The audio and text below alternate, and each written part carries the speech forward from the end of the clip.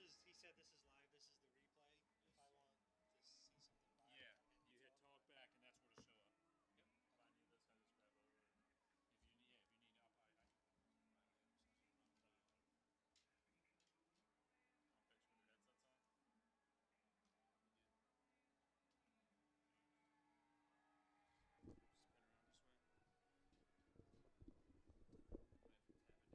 on. Spin around this way. I have to tap it down by this chair. So you get a picture of our headsets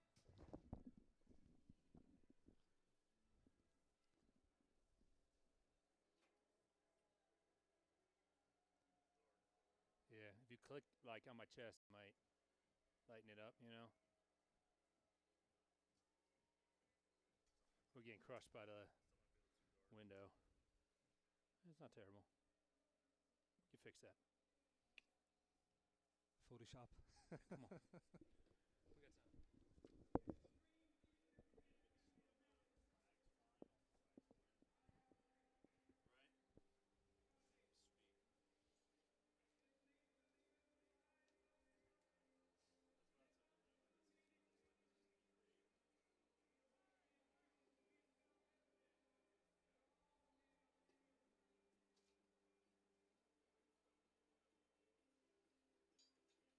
just like be creative.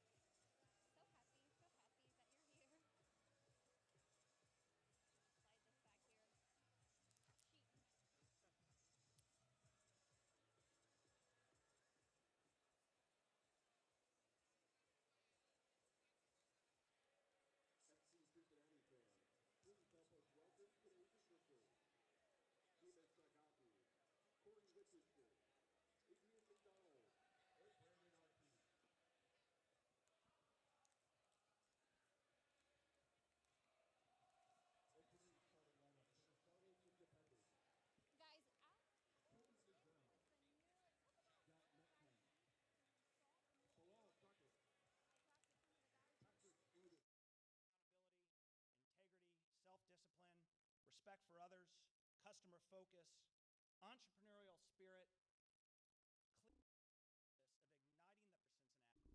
Eight-month-old vision of Jeff Birding becomes a reality as professional soccer has energized the city and lands at Nippert Stadium for the first time. Good evening and welcome on the campus of the University.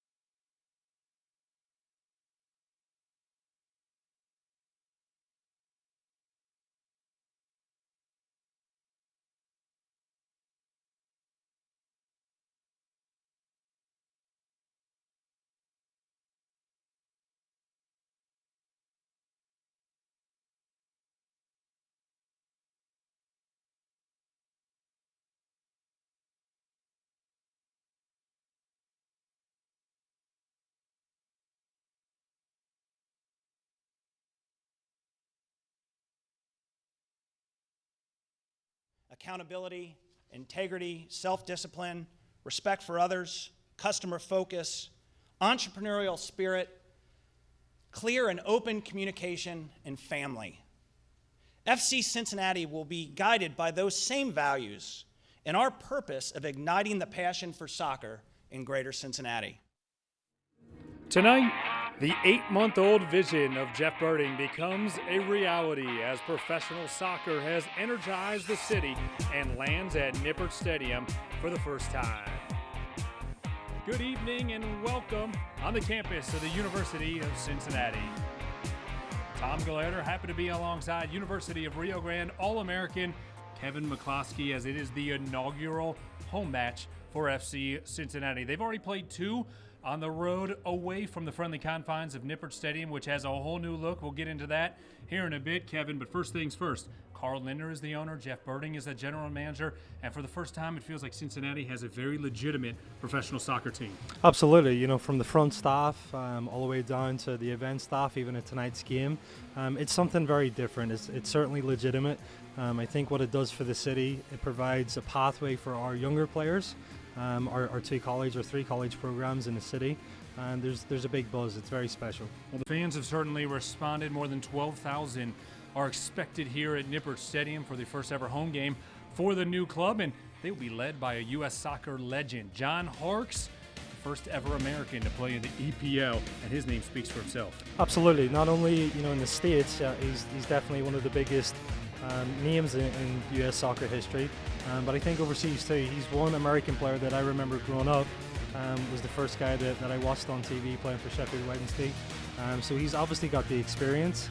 I think what he brings with the players, you know, he's got direction. And for a first-year program, I think he's an excellent choice as far as coach. Well, tonight will also be the start of a new rivalry between Cincinnati and Charlotte. They'll battle for the Queen City Cup as they play twice this season. It's the first ever meeting between these two. It's a new era, and a big crowd is expected. Starters in the first touch come your way next. This is FC Cincinnati Soccer.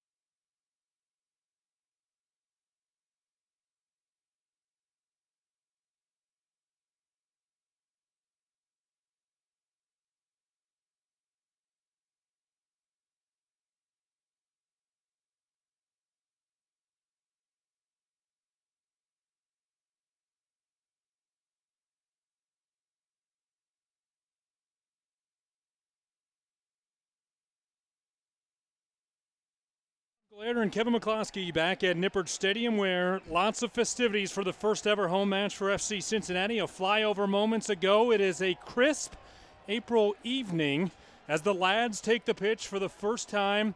A professional soccer match we played here on the campus of the University of Cincinnati. For more on the pitch, let's go down to the field for the first time to our sideline reporter, Lindsay Patterson. Guys, out with the old and with the new. It took about 4 to 5 weeks to install the new surface out here, mainly because the old was sold to a high school in Missouri. It's called UBU top-of-the-line sports surface. They talked to some of the UC officials and some of the guys who are going to be playing on it. They say it's some of the best that they've ever seen and ever played on. Also, it is new tonight, so it's going to take some time to settle. The snow, the rain, anything being played on, it actually helps the surface. One thing you may see tonight, some of those rubber pellets flying in the air. Back to you guys. All right, thanks, Lindsay. The lads have certainly enjoyed playing out on the pitch, Kevin. You walked around on it, and I think you would have been okay with getting an opportunity to play on it as well. Yeah, absolutely. It's very game-like, almost like grass, you know. So. Now let me get to the Toyota starting lineups. No problem. Tonight's starting lineups are brought to you by your local Toyota dealers, where you could start your next adventure in the first ever RAV4 hybrid at 34 miles per gallon. You can go over 500 miles on a tank of gas. You see FC Cincinnati starting lineup there. Not any different than what John Harkes has used in his first 2 matches in Charlotte. The Independents, well, they'll go with the same that they went with in a win last weekend over Harrisburg City. So you're talking about the pitch, Kevin, as I jumped in there, but we wanted to get to the starters, but it certainly plays very true to grass, which is what any soccer player is looking for. Absolutely, yeah. There's definitely walking out there. It feels like grass. There's going to be a natural roll with the ball, so it's going to set up nice for a nice game. Charlotte will have the possession to start the evening. We are ready for play, and professional soccer has landed in the city of Cincinnati. Independents are known to attack quickly, as is Cincinnati, and it'll be interesting, Kevin, to see who tries to set the pace early on. Absolutely. I think it's going to be very important for this home team, for FC Cincinnati, to try to press early, try to get a handle on the game, and really take it to the Charlotte team. FC Cincinnati comes out in their home blue kits as a foul is called just at the offensive third against Cincinnati. Harrison Delbridge, the big defender, gets called for the foul, and that'll give Charlotte a dangerous free kick here in the first minute. The biggest thing here is just to get organized early. You know, the keeper wants to set his wall, make sure that they're lined the way he wants it, and then from that, obviously, we're trying to clear. About 30 yards out, Charlotte will line it up. Just a minute into the first ever match for FC Cincinnati, as I was mentioning. The home fellows in their blue kits with orange and white stripes on the front. Charlotte is wearing all white here on the road for the first time this season.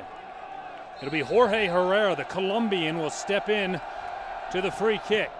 He misfires it. He goes right into the line, then defended by Cincinnati, picked up and shot wide inside of the box. Independence ended up with a look. Was it Caleb Calvert who got a foot on it? Either way, went wide of the goal. Yeah. No, I think it was dangerous play, came off of a ricochet off of the wall. I think they did enough, obviously, to block. So, FC Cincinnati getting in front of the early free kick and a chance for Charlotte. Mitch Hildebrandt, the goalkeeper for the home team, 6'1" out of Livonia, Michigan. Puts his right foot into it, sends it across midfield. Sean Okoli could not catch up with it. Tyler Polak now will get it onto his head. And it comes across the middle of the field. Charlotte trying to steal the possession. Over to the near side, headed away by Slogic. Patrick Slogic getting his first touch of the day. Kenny Walker having a tough time with it at midfield. And here we come across the middle of the field. It's Herrera. Forward to Urca. Onto the far side of the pitch, and Charlotte's going to settle down a little bit. yeah, even with FC Cincinnati, if you see they're dropping back a little bit deeper. I imagine them to press a little bit higher at the start, but they want to get a good defensive shape and try to soak up some of this Charlotte pressure. Brian Brown lost it, then it went off the foot of Slogic in towards the goalkeeper. Tonight's keys to the match are presented by Toyota. For all Toyota offers, including those not seen on TV, go to Toyota's official website for deals at buyatoyota.com. Kevin, let's get into your keys to the match for FC Cincinnati. Obviously, home field advantage is going to be huge. This is the first time they're going to play a game at home with this crowd. Using this energy, this buzz, I think can definitely spur them on. Okoli getting a chance. Beats the defender into the box. And cleared away, well defended by Charlotte. Sean Okoli had a beautiful goal on Sunday in the win for FC Cincinnati. Both these teams won 1-0, as now you can get back into your keys. Yeah, and just the second key, I think, for Sean at least, is to attack fast. You know, they want to get and play possession in Charlotte's half. They want to get numbers forward. They want to establish a rhythm and really keep possession if they can. FC Cincinnati into the offensive third. Tapped back by Jimmy McLaughlin. Now Ugo Okoli trying to repossess it, loses it, and Charlotte will clear out across midfield. Well intercepted. The Cincinnati boy, Austin Berry, got his foot on it, played it forward, and then a foul's called against Charlotte. And your final key? Just managing the game, you know, from the last two games, the first away game to Charleston, they lost very, very late. The second game, they were away to Bethlehem. They were up 2-0 very, very comfortably and ended up being 2-1. So I think today will be very important for them to manage it. When to slow down, when to speed up.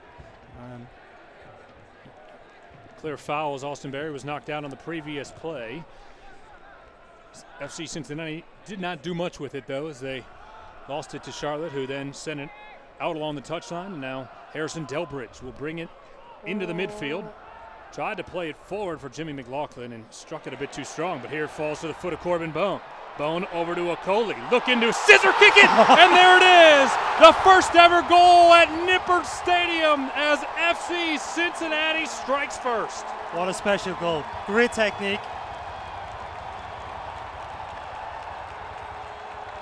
The flares have gone off in the Bailey, and Sean Okoli has his second goal of the season.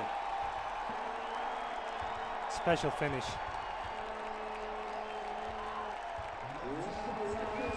Sean Okoli brings them to their feet here in Cincinnati as we take another look. Yeah, Corbin Bone does a great job playing into the target, flicks it up, scissor kick into the bottom corner, fantastic finish. That's what makes Sean Okoli so special, able to possess that ball off the feed from Corbin Bone. A defensive mind lapse by Charlotte led to Corbin picking up that ball and the opportunity for Okoli. Yeah, Okoli takes it back to goal very, very calmly, flicks it up, and as I said, great technique to turn in and strike it cleanly. FC Cincinnati with a 1-0 lead, and talking to these men at practice yesterday, they wanted the opportunity to get out there to dictate the pace of this match and to get these fans excited. And you could see coming across, there's smoke coming from the Bailey. The smoke bombs are off, and it's going to make their way. It's just going to energize this whole crowd. Absolutely. You talk about control, even their starting shape here. They're very split. They've got their centre backs wide. They're confident how they're going to play. You know, watching them practice last week, they working a lot on patterns of play, which obviously will dictate possession. So Sean Okoli gets it started. Here's Jimmy McLaughlin to the top of the box. His shot was deflected. Now he's going to try to cross it over to the foot of Okoli. Ball's bouncing around. Wiedemann picks it up, trying to send it in. He's going to let it go out along the end line. It'll be a corner kick, and boy, FC Cincinnati bringing a lot of pressure. This is exactly the start that they need. You know, if you look at it, that last play they had 6 or 7 in the box, making things happen. They're having their goalkeeper come out and commit. It's a fantastic start. Tons of pressure on Cody Mazel, the goalkeeper for Charlotte. Not much going on the corner kick for FC Cincinnati, and it's cleared by Charlotte out into the midfield. Corbin Bone is there to collect. Now the men in orange and blue will slow things down. All the way backwards to Ross Tomaselli. He's playing more a bit like a center back right now. Absolutely. His role, defensive midfield, he's going to drop in, pick up the ball. Himself or Kenny Walker, that's their biggest job, is to start attack again. Delbridge across the center of the pitch. Played off the foot of Corbin Bone. I'm not sure that's exactly what his game plan was. Now Bone back to Delbridge. Delbridge will be patient. Kevin, I'd imagine this is really where FC Cincinnati is analyzing what Charlotte's doing and trying to find their spot. Taking their time, as you said, patience, it's key. You know, they don't want to lose possession, just like on that longer pass. They want to try to get their numbers up. They want to try to get some width and some depth into this and then start picking the right pass out. He passed forward, ended up right into the hands of Cody Mazel, the former Clemson standout. Spent 2015 playing in Iceland, now back in America and starting for Charlotte. Coley will pick it up in midfield. To the far side, Jimmy McLaughlin. McLaughlin has shown signs of brilliance in the first 2 months since signing with FC Cincinnati. Misfire from Ross Tomaselli is picked up at the far side of the pitch. Now played forward for Brian Brown. Brown can't possess it. Kenny Walker turns on it. Will come all the way to the near sideline. Andrew Wiedemann was trying to get to it, could not, and Slawczyk will throw it in for Charlotte. Charlotte trying to find some type of possession here in the early going, trailing 1-0, now in the 9th minute. Sean Okoli providing the early spark for FC Cincinnati. It's going to be interesting to see how Charlotte react to this. You know, I think they were very stunned when that goal went in. And from that, they've seemed very shaky. So we see if they can establish some type of possession. Jan Urka bringing it up the near sideline. He is fouled by Kenny Walker. And Kenny Walker is going to get a talking to from the official. Nima Sagafi is our lead official. And he's going to have a chat with Kenny Walker. No card is issued. Simply put his knee into his thigh and maybe a little bit of act in there. The referee's right there, so I think he had a better view. Okay. Probably a fair call at this stage of the game. Free kick coming in the midfield. Jorge Herrera, the midfielder, a 35-year-old midfielder, the oldest member of the Charlotte Independents, will step into the free kick and send it into the offensive third. Goes off the head of Caleb Calvert. And then FC Cincinnati does a great job of clearing it. Jimmy McLaughlin into the midfield. He has Tyler Polak clean trailing, and he clears it to him. Now over to Ross Tomaselli. What you see in this formation that Cincinnati plays, 4-3-3. But the defenders who go wide will come up their lines quite a bit across midfield. Absolutely. The two centre backs, obviously, guy on the ball right now, they're going to be patient where they're trying to open up so that you can rotate possession. The two full backs, Tyler Pollock and Pac McMahon, they're going to get as high up as possible. They're going to support the play, hopefully can overlap and provide some more opportunities in the middle third and attacking third. Charlotte is in the middle third right now, 11th minute. FC Cincinnati on top 1-0. June Davidson to play it forward. Austin Berry going to break it up. Onto the foot of Kenny Walker, his former Louisville teammate. Those two very excited to be back playing together with FC Cincinnati. Played in a national championship game for Ken Lola at Louisville, where they fell to Akron, and one of their teammates, Eric Stevenson. So plenty of connections there. Here comes FC Cincinnati, and here comes Pat McMahon playing forward to the offensive third. Tried to chip it in, but had no help, and it went right into the hands of Cody Mizell. Yeah, any player from a wide position is going to change up. Sometimes they're going to play a little bit early. Sometimes they're going to try to beat that defender, go down the byline. Right now, he's trying that early service. Obviously, it's just a little bit off. Charlotte will hold it in their defensive third. Back to the goalkeeper, Cody Mizell. Irvin Bone was feigning pressure on Mizell as he got rid of it out across midfield, but Pat McMahon picks it up. Now back to the Independents. Estrada is fouled. Kenny Walker and Pat McMahon are there. They're going to get McMahon on the foul, and the fans here in Cincinnati disagree. Tomaselli misfires, trying to get it over to McMahon. It's picked up by Slogic. He tried to get it in front, went off the foot of McMahon, and we'll have a corner kick, the first of the night, coming up for Charlotte. Yeah, it'd be interesting again. Big on set pieces, they're going to have to be organized. They're probably going to play a zone and then have some players man mark. So they've just got to obviously follow the runners. It'll be Jorge Herrera in the corner to take it for Charlotte.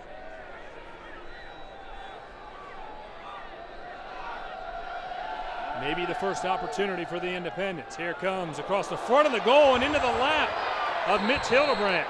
Brian Brown got a piece of it. Hildebrandt was rolling around and pulled it in. And a big round of applause. A whistle came. I think Hildebrandt was eventually fouled. But a scramble right at the mouth of the goal.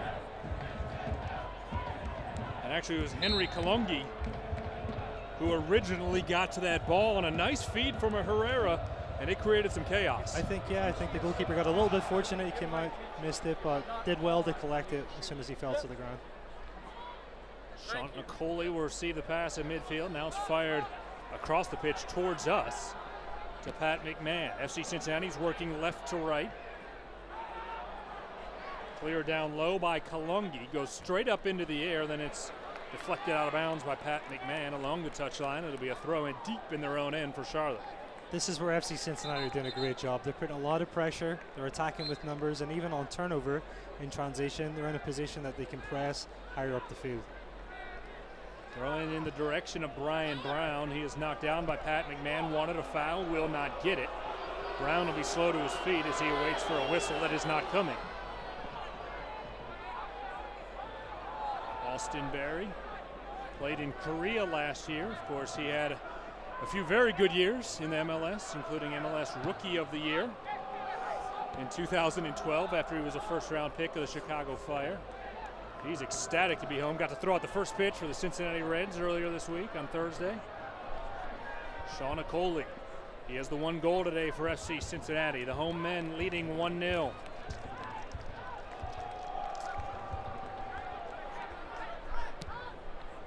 Delbridge forward for Wiedemann.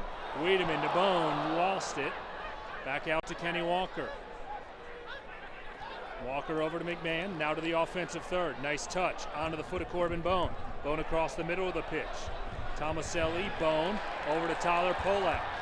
into Sean Okoli. Okoli across the mouth of the goal, and it goes just wide. Another great look for Sean Okoli, and he nearly put FC Cincinnati up 2-0. Great build up, a nice little ball into Sean. Does great to have a first time finish and just unlucky. Keeper gets a finger to it. Cody Mizell touched it, so it is not a goal kick. It is a corner kick. We saw it on the replay. Just got his fingertips on it, and it still almost went in. Tyler Polak will come over to take the corner kick from the near side. To the right of our broadcast location, he'll look to swing it in. Harrison Delbridge steps up to be the big target. Andrew Wiedemann took the feed and fired it wide of the goal. Let's go down to the field, and the third member of our broadcast team, Lindsey Patterson. You guys can hear the atmosphere down here. It has been amazing even after that first goal. You hear the FC Cincinnati chant, but one guy who wants people to be calm, I hear John Harkes over there yelling to the guys pretty much the whole first half. Relax, calm down. He knows it's the first home opener, but he wants his guys to be prepared and know, hey, we still have a lot left to play in this game, even if we are up.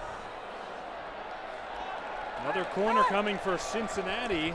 Certainly has been a lot of passion for this team in the months building up to their first match here at Nippert Stadium. The turf looks great from high above the pitch where Kevin and I are sitting.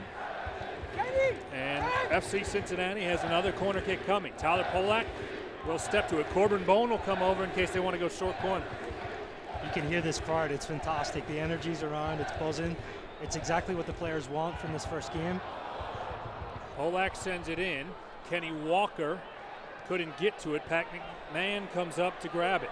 Polak forward for Wiedemann, deflected by Charlotte. Good defense from the Independents. Herrera taps it forward. Now he picks it back up in midfield, and Charlotte's going to look to do something in transition. Brian Brown on the near side, working into the offensive third. Looks to his left. He tapped it forward for Herrera, but it was too strong. It's the biggest thing that FC Cincinnati are going to have to be careful when they're attacking with so many numbers that they don't get caught on the counter-attack. I think Charlotte tried to break and attack that space very quickly. On to the 17th minute. FC Cincinnati on top 1-0. In the USL, you get 5 subs, unlike international soccer where you only get 3. Wouldn't expect to see John Harkes make any in the first half, but he has 5 he can go to. He has 7 potential subs on his bench. No, I think it's probably going to be a second half thing, barring an injury, but that goes back to managing the game too. John's obviously going to know the fitness levels of some of his players, depending on how the opposite team kind of affects the game, then he might make some changes. Pat McMahon puts his head on it. Andrew Wiedemann has it go through his legs.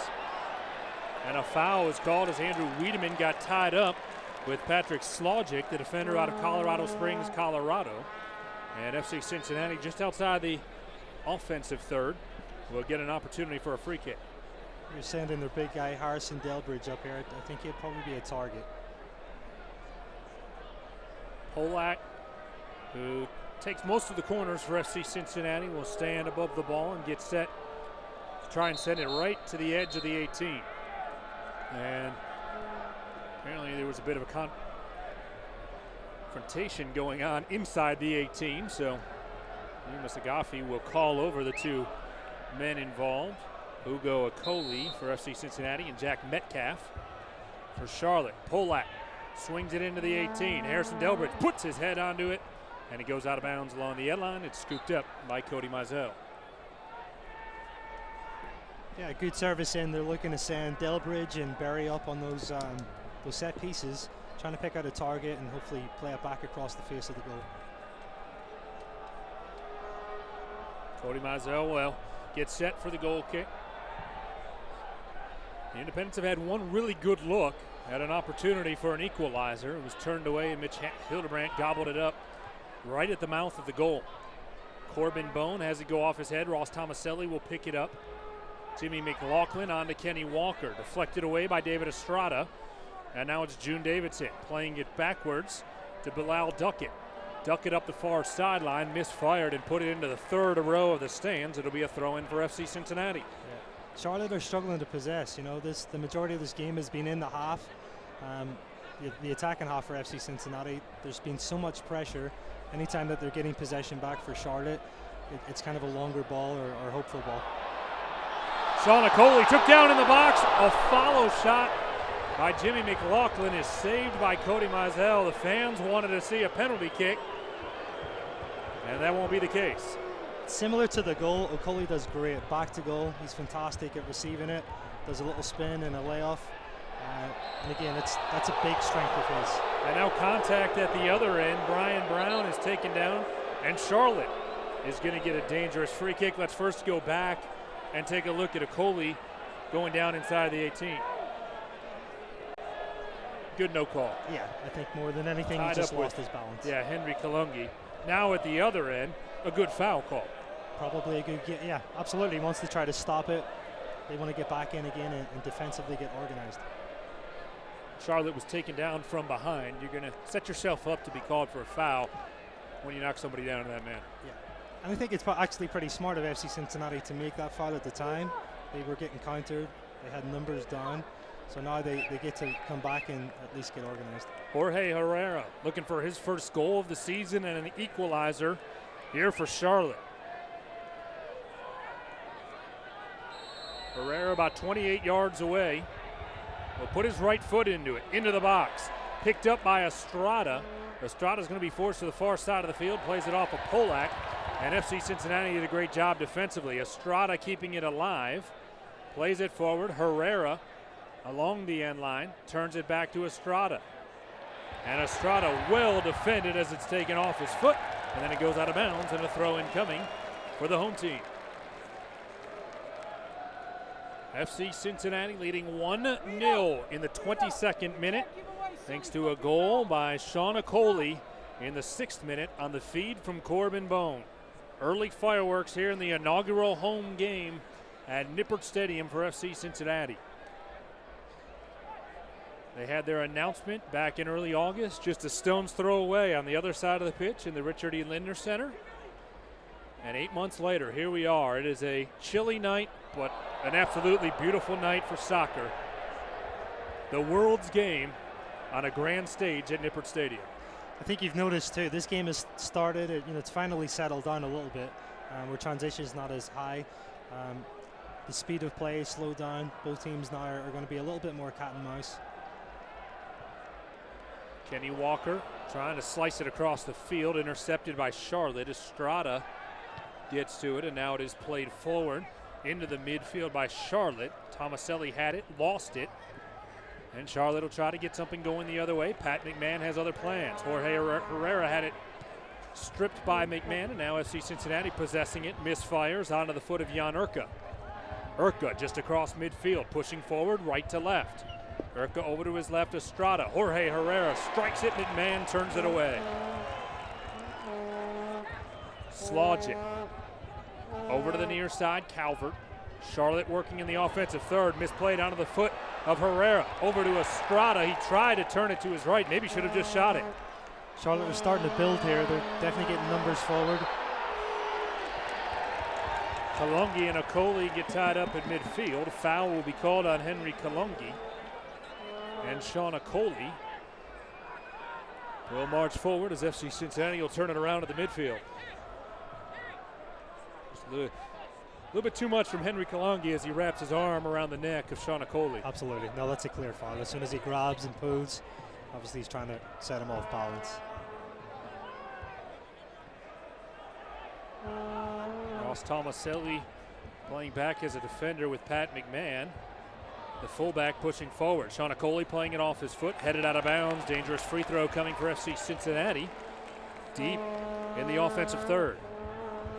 Pat McMahon onto the foot of Corbin Bone. Bone along the end line, sends it across the middle, about 2 yards out of the reach of Andrew Wiedemann. Pat McMahon will throw it in. Harrison Delbridge will play it back to McMahon. Over to Corbin Bone, who does a brilliant job of keeping it in bounds. Wiedemann will pull it towards the corner, try to clear it into the middle, and it goes off of Wiedemann on the deflection, out of bounds. Goal kick coming for Charlotte.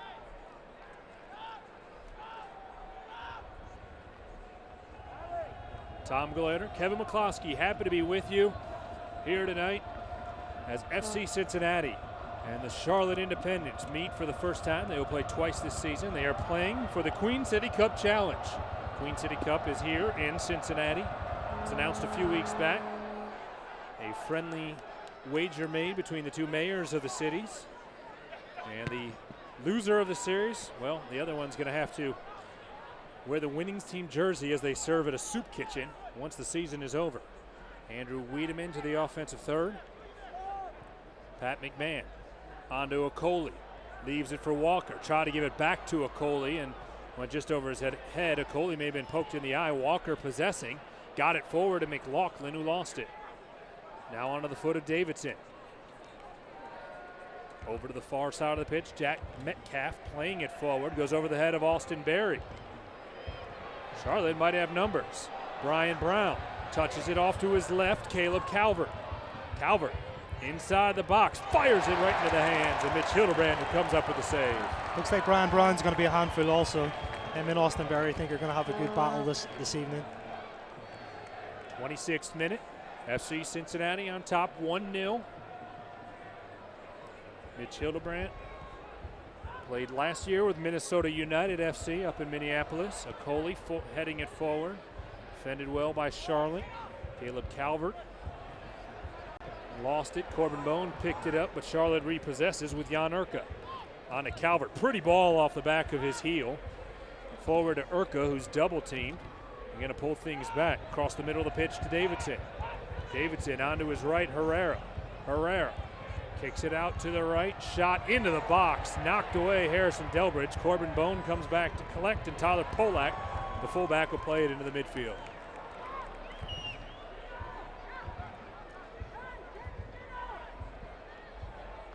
Over to the near sideline, Caleb Calvert. Charlotte back to the offensive third. It'll go towards the FC Cincinnati bench, and a throw in for Charlotte. Come all the way out to midfield now, and Henry Kalongi, the defender, 6'2" from the Uganda. A lot of height, Kevin, as you look at this roster. FC Cincinnati has a couple guys over 6 foot. Charlotte starts 5 guys over 6 foot tall. It's going to be key on set pieces, you know, free kicks, corner kicks. They're obviously going to have a height advantage, so FC Cincinnati are going to make sure they have to pick up early and go man to man. Here comes the service across the front of the goal. Pat McMahon going to head it into the Bailey. Corner kick will come up for Charlotte, but he did a good job of getting FC Cincinnati out of danger for the moment. Safe play for sure.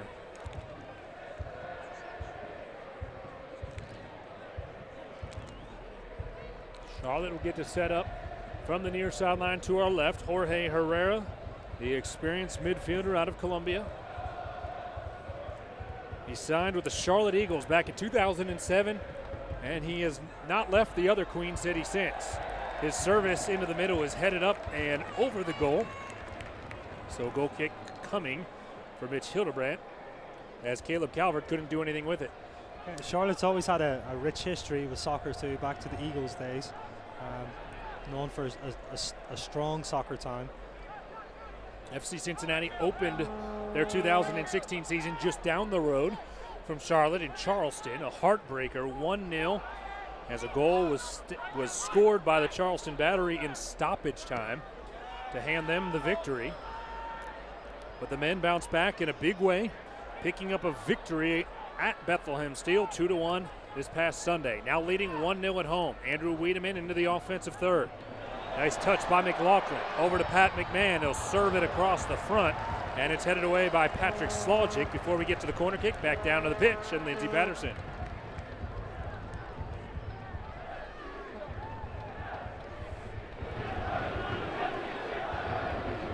It's the Battle of Queen City Cup Challenge. Everybody knows both the city of Cincinnati and Charlotte are known for the Queen City. Terms of this agreement, the QCCC involved the mayor of the losing team. They're going to have to rock that jersey and serve at a local homeless shelter. So guys, this is more than just a win tonight. The corner kick across the front of the goal goes wide, but it's deflected by Charlotte, so they'll flip to the far side of the pitch now, and FC Cincinnati will get another corner. Get a great look there. Just never found a foot of anybody wearing a blue kit. Yeah, just unlucky. Great service in. A little bit different again, more of a driven ball. Corbin Bone will serve it this time. Okoli had it on his foot, and it was knocked away. He was just inside that 6-yard box. If he had turned on it, it's 2-0, and both goals come from Sean Okoli. Corbin Bone will pick it up. Thought about striking from 30 yards out. He had a brilliant strike in the preseason down in Florida that he scored on a play just like that. Harrison Delbridge loses it. Goes out far side now to Wiedemann. Here comes Wiedemann inside the box. Into the middle, and Austin Berry couldn't get to it. Cody Mizell quickly scoops it up. Ross Tomaselli repossesses for FC Cincinnati in the midfield. Onto the near sideline, Corbin Bone, and now the home men will play it all the way back to the defensive third. Absolutely, gaining possession again. They're probably trying to draw Charlotte out, leave some space in the middle third and behind them, back four. FC Cincinnati just going to be patient again. You know, their time's coming. I think once they attack with numbers, they're creating great opportunities. Here's McLaughlin towards the mouth of the goal. It is headed away and out along the end line. You're going to see a lot from McLaughlin and Wiedemann tonight, going 1v1 against their defenders. Great service, great delivery. Played out to Ross Tomaselli. Here it comes into the box. Wiedemann heads it. Cody Mizell grabs it, and you can see Cody Mizell not happy with some of his defenders right now as FC Cincinnati's getting a lot of looks. Good early ball in from Ross. Opportunist. He saw, obviously we had numbers up still with 4 or 5 players in the box. Different service in, just unlucky with it, the first time header. Headed to the 32nd minute at Nippert Stadium. FC Cincinnati in their first ever home match, leading 1-0.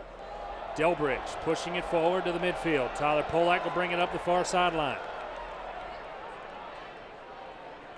Polak into the final third. Corbin Bone. Okoli tried to tap it right back to Corbin Bone. Okoli and Wiedemann hooked up like that for the game winner against the Bethlehem Steel, and they couldn't complete it there. You're going to see a lot of that tonight, I think, with Jimmy McLaughlin, Wiedemann, and Corbin Bone trying to find that link player who's obviously Sean Okoli. Those little give and goes are going to be very effective. Wiedemann did a fantastic job of keeping it inbounds. Then he lost it. Charlotte out to midfield. It lands onto the foot of Brian Brown. Brown to Caleb Calvert, and here comes a whistle. It'll be FC Cincinnati ball. John Harkes asking for an explanation. And FC Cincinnati will be able to put it back into play. I think it was an offside, yeah, from the Charlotte forward that came. Flag was up on the far side. Started in an offside position, came back on. So the officials got it right. Back to FC Cincinnati. If you're just joining us, the field was replaced during the month of March, and boy, does it look great. These men have been practicing on it for about 2 weeks since it was completed. Kevin, we talked about it a little bit very early, but it plays just like grass, and that's wildly important to soccer players. Absolutely, and sometimes it's better than grass because it's such a real, it's a true surface. And especially you'll see this tonight with FC Cincinnati, how they're going to try to play. They're going to try to connect a lot of 1-2s. The ball's going to stay on the ground. They're able to play quickly and fast with good attacking soccer. David Estrada was trying to turn on it in the box. It was defended by Cincinnati out of bounds along the touchline. Throw in coming for Charlotte. But first, Brian Brown slow to his feet. He'll have a quick chat with the match official, and now the throw-in will come, and Charlotte will push offensively, looking for an equalizer. Okoli gets the ball. Here's trouble for Charlotte. Sean Okoli all alone, right-footed, and a save by Cody Mizell. Didn't quite get the look he wanted, but boy, was that a fantastic run. Fantastic run, fantastic strike. I actually think he could have probably taken another couple of yards. He had space in front. Maybe commit the defender. Could have drawn a penalty as well, but good opportunity. This guy's going to be a handful tonight for sure. He scored 24 goals in 61 appearances at Wake Forest. Then he signed with the Seattle Sounders. He was traded to the New England Revolution and tore his ACL twice. So didn't get a long look in the MLS, but he is a very talented player. He is healthy, and he is looking very good. It was the last player signed by FC Cincinnati. That came back in mid-February, right before they went to Florida to train at the IMG Academy. Out across midfield. It's turned away and turned backwards by FC Cincinnati. Austin Berry, the Cincinnati native, will pick it up. Great ball. Brilliantly plays it forward for Andrew Wiedemann. Here comes the men in orange and blue. Across the front, Wiedemann, Mizell there to intercept. And who was he looking for? Sean Coley.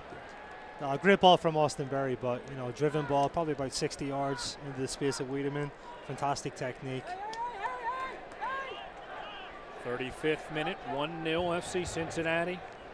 The inaugural game has been everything these fans have wanted it to be thus far. An early goal got everybody fired up, got the smoke bombs going off. Great start. And the stadium has been buzzing since. Brian Brown picks it up in the box and fires it way high. Now remember, traditionally they play football. Not football as you know, growing up in Belfast, Ireland, but American football here. That would have been 3 points. Yeah. As Brian Brown struck it, would have gone through the uprights if they were here. Instead, Mitch Hildebrandt will set up for a goal kick. You talk about the field too. It's so nice to have soccer-specific lines on this for the guys, and obviously for the fans too. It's great to see. You moved here to Cincinnati 10 years ago. Could you have ever imagined that 10 years later there'd be professional soccer being played at Nippert Stadium with about 12,000 people cheering on a squad of 11? It just shows the growth of the game in the city over the last 10, 15 years. There's been some professional franchises which have went in and started the ball rolling, I think. But for the Cincinnati soccer fan, I think that's a huge thing. I think they've been crying out for this for a long time. So it's bigger than just here in Cincinnati. It's the entire country as well, the way it has grown. Of course, this is the 20th anniversary. This week was the 20th anniversary of the MLS and the first ever match between DC United and San Jose. And of course, who played for DC United in that match?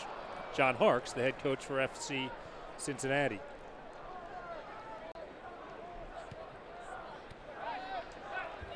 Into the midfield, Pat McMahon. Backwards for Ross Tomaselli. On to Harrison Delbridge, probably the tallest member of the home squad out on the pitch. At 6'4", the native of Sydney, Australia. Sean Coley looking for it. Headed away by Henry Kalungi. And now Charlotte will try to get something going with their possession. It's felt like they need to be a little bit more patient and take their time trying to get to the offensive third. I think so too. The last couple of plays, they went from kind of center back into their two wingers or their target players. I think they need to start finding Kenny Walker's feet and Ross Tomaselli to really get a rhythm going. To again try to maintain possession, maybe slow the game down a little bit too, and allow numbers to get up. Right now it's kind of back and forth. I think they need to slow down a little bit. Kalungi to Brian Brown into the offensive third. Now it's Slogic across the middle of the goal into the box. Was going for Herrera, and great defense. Austin Berry plays it forward. Jimmy McLaughlin's going to make a long run. He's looking for a Coley. Coley is off sides if he feeds it now. He needs to back up just a hair. Wiedemann will get it out wide, and now Sean Coley will get back, try not to cheat forward. Better decision. McLaughlin saw he recognized it was 2 against 6, I think, at one point. He played wide to McMahon. They've built back. Now from here they can really try to get numbers forward. 2 on 6 is not great numbers? It's not. Okay.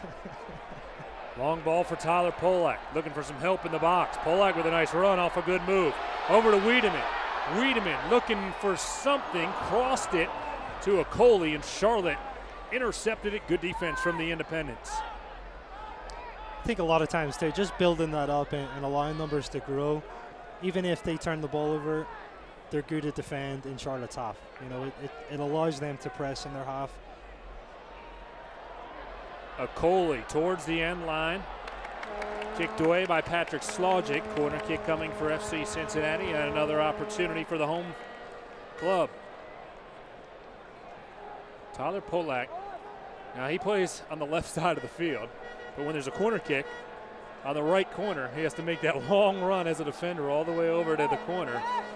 Right. Gives everybody a little bit more time to set up. It does, for sure. And obviously he's a naturally left-footed player, so he's going to whip this ball in. It's going to give a more dangerous service into the box.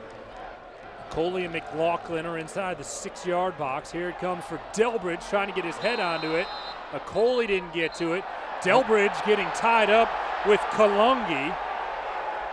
Sean Coley's going to go in to get Harrison Delbridge out of there.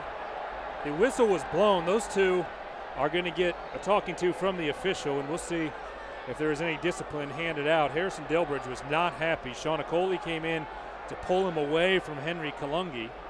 Those two went down, and then somebody was having a hard time getting up, as we'll wait to see. I think he might have got stepped on, honestly. And we'll get another look. The corner kick comes across. Kalungi and Delbridge got knocked down just at the edge, and then as they're trying to get up, Delbridge and Kalungi going after each other. Then Delbridge takes offense to the fact that Caleb Calvert is holding on to him. And it appears here that Nima Sagafi is not going to book anybody. He has a long talk with the two offenders. Everybody's going to run forward. And calm is restored, it appears, at least for the moment. Looks like they got tangled up. Sagafi's going to come over and chat with Mike Jeffries, the head coach in his second year for the Charlotte Independents. Jeffries is probably asking why there was not a booking on Harrison Delbridge. And it looked like both of the players were upset with what was going on, but that neither of them did anything wildly more offensive than the other. From what we saw, at least, yeah. From what we saw, at least. Correct. I would imagine that they both would claim that the other one committed something wild that was deserving of a yellow card, and now a foul is called on FC Cincinnati, and the 12,000 or so fans here at Nippert Stadium are going to allow Nima Sagafi to hear about it. Tyler Polak is called for the foul, and they're going to call out the training staff for Charlotte. Mike McGowan is the trainer. He has to run to the far side of the pitch as Brian Brown is slow to his feet, and we get another look. I don't see a foul there. No, I didn't see anything, really. Tyler Polak was there. With the amount of pain that Brian Brown is in, I don't know. Might have caught an elbow. Might have. Might. I don't know that I'm fully buying it here in the 42nd minute, but Tyler Polak is called for the foul. Not a wildly dangerous spot for Charlotte. This probably helped Charlotte a little bit, though. You know, they have a chance now to get composed. For the moment, they will play a man down as Brian Brown will get some attention from Mike McGowan. Now he appears to be okay, so he'll get set to return. Jorge Herrera will stand above the ball and look to send it towards the box. Here's Herrera. False call. It's going to be dangerous on set pieces here with their size. Herrera was sending it towards Calvert, headed away by FC Cincinnati, and now a foul is called against Jorge Herrera, much to the enjoyment of the fans here in Cincinnati. Game's starting to get chippy for sure. I would imagine the referee might start putting out some cards these next few tackles. Well, and that's exactly what Austin Berry is asking right now, why it wasn't a card. We get the opportunity to look at it again. Overcommits a little bit. I don't think it's a yellow card. He's attacking the ball. FC Cincinnati player has body position, really. Sean Okoli was asking for it. That's what you got to do. Have to ask. Yeah, absolutely. Played forward for Sean Okoli, just lost it off his foot a bit too strong out along the end line, and a goal kick will come up for Cody Mizell. Mizell was a 3-year starter at Clemson.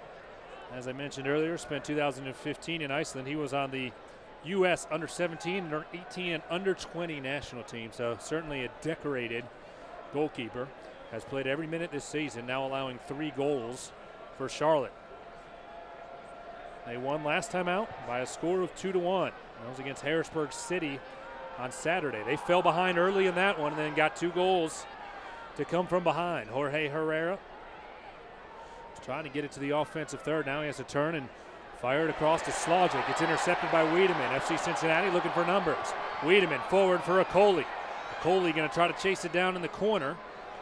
And it'll be kicked out of bounds. Bilal Duckett caught up with it. Throw-in coming for FC Cincinnati. We talked about management of the game earlier. You know, we're into the 43rd minute. FC Cincinnati, they just want to kind of control things a little bit. They don't have to throw numbers up. You know, they're in the lead. They can go into halftime, regroup a little bit, and then come back out second half, guns blazing. Ball's deflected out along the end line. Here comes Tyler Polak, making the long run across the pitch, side to side. take the left-footed corner kick for FC Cincinnati. You can see along the sidelines right now, the fans have packed it in, Kevin. I mean, the numbers are very real. In the end zone, where that's the student section that you see It's behind the goal that FC Cincinnati is attacking. Corbin Bone plays it in, deflected away. Tyler Polak collects. Back to Bone, lost it, and defended well by Jack Metcalf. Sends it out. Pat McMahon picks it up. Back to the offensive third. Bone left it, but it went right back to Charlotte. And then the Independents lose it out of bounds on the touchline. Throw in for FC Cincinnati. 45th minute. We've not yet seen the decision as to how many minutes of stoppage time. But I'd imagine with the fouls and the goal, maybe about 2 minutes extra coming. Yeah. Jimmy McLaughlin just outside the 18. Onto his left, Kenny Walker back across the box, headed away. And out it comes. Good defense from Charlotte. This is where FC Cincinnati have to be careful. 2 minutes of stoppage time.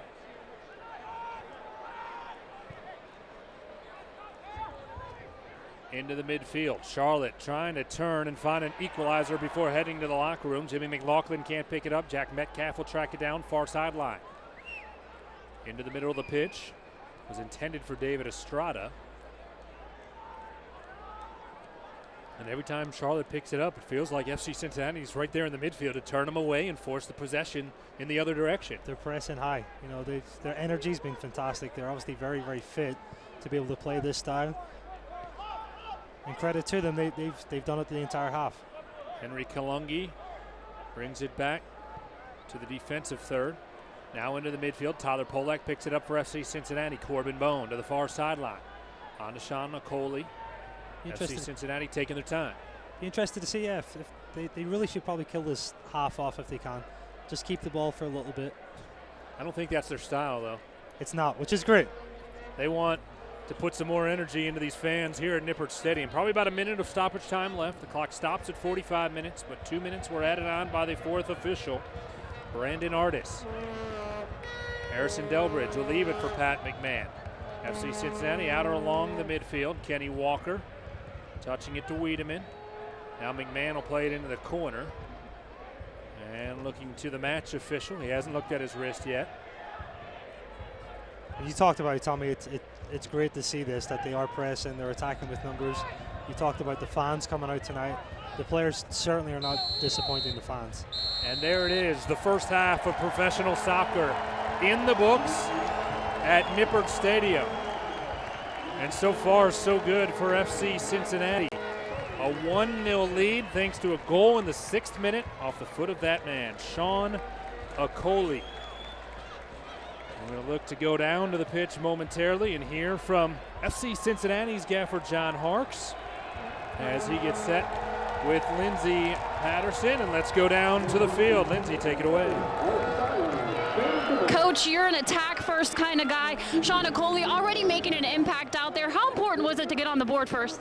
Very important. I think the timing of it, because really we put ourselves in a bit of trouble early on in the game. We created too many fouls outside our 18. So it was a great response from the guys to get down there. And I saw Sean, you know, you look at Ugo, and you know he's got the size and everything, but his anticipation to get in the right space was fantastic. So great finish.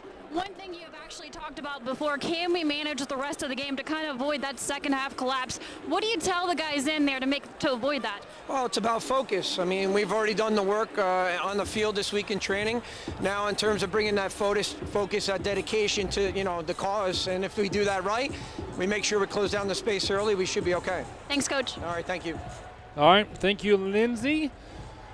Good words from FC Cincinnati's head coach, John Harkes, as he goes to the locker room with a 1-0 lead. The smoke bombs are out, and the fans are partying. FC Cincinnati with a 1-0 lead at the half. We'll chat with Alec Papadakis. This is FC Cincinnati Soccer.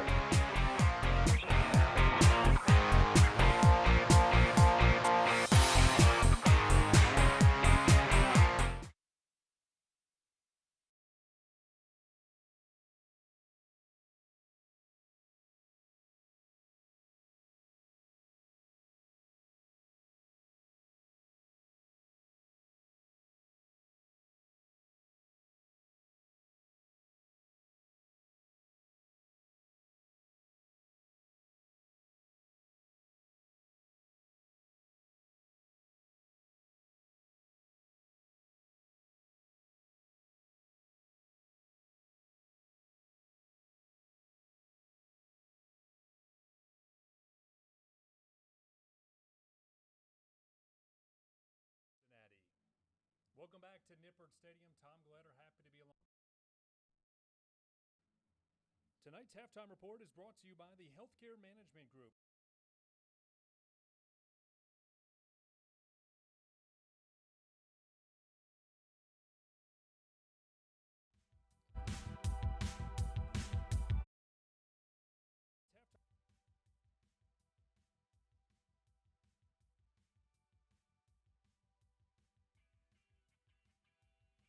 halftime report is brought to you by the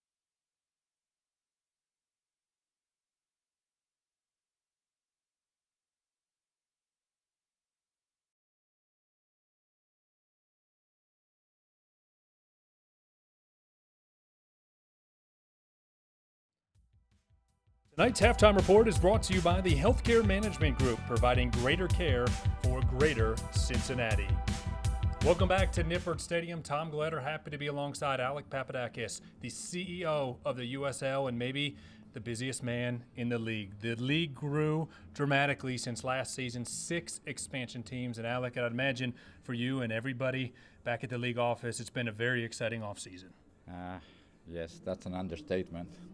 We grew from 24 to 30, actually 29, because Reno, Nevada will be playing in 17.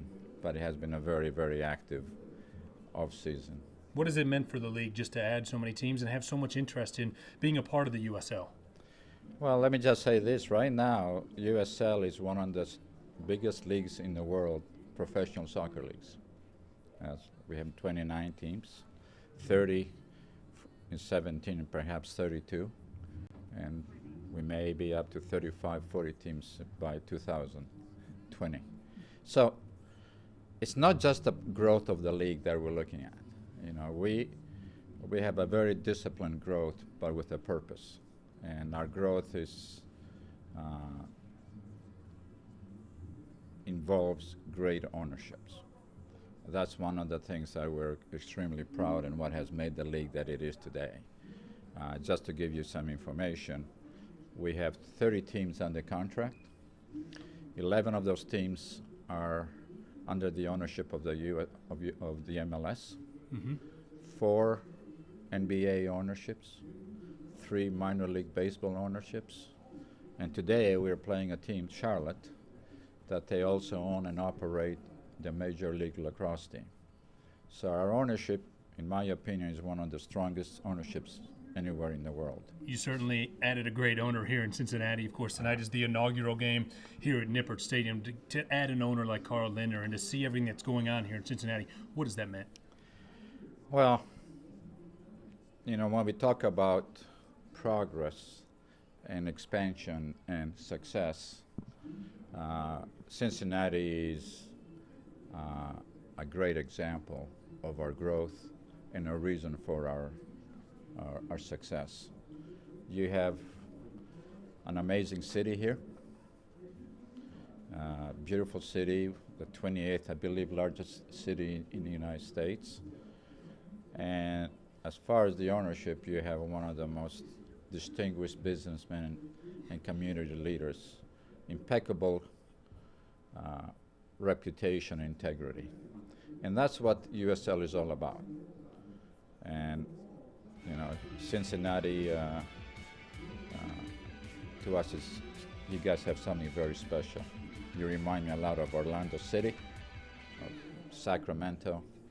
So I think the next couple of years, you guys are, I think you're gonna be something for everybody to be talking about. Well, Sacramento, Orlando, certainly rabid fan bases, and the fan base here in Cincinnati has proven that they are excited about soccer as a very big crowd and a very passionate crowd as here at Nippert Stadium tonight. Alec, we appreciate you making the trip and spending some time with us here pleasure. at halftime. All the best. That is Alec Papadakis, the CEO of the USL. I'm Tom Gledder. We'll be back with highlights and stats. This is FC Cincinnati Soccer.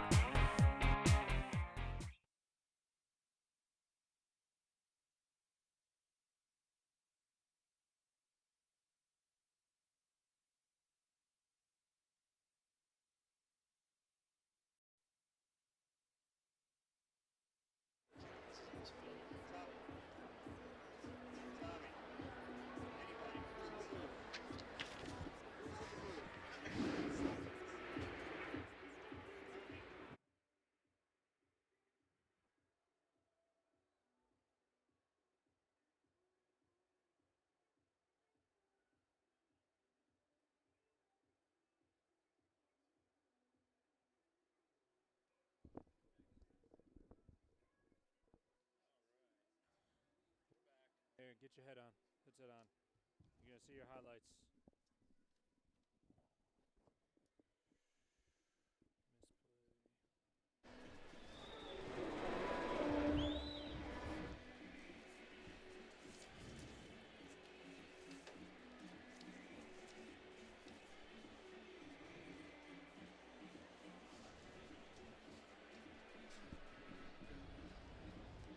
So you're just talking through all that, what's going on here.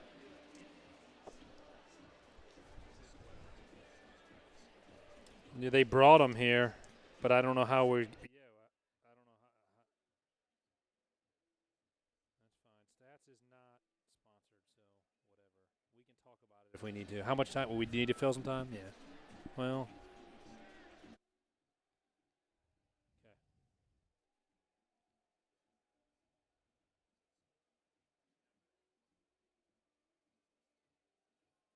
I got you.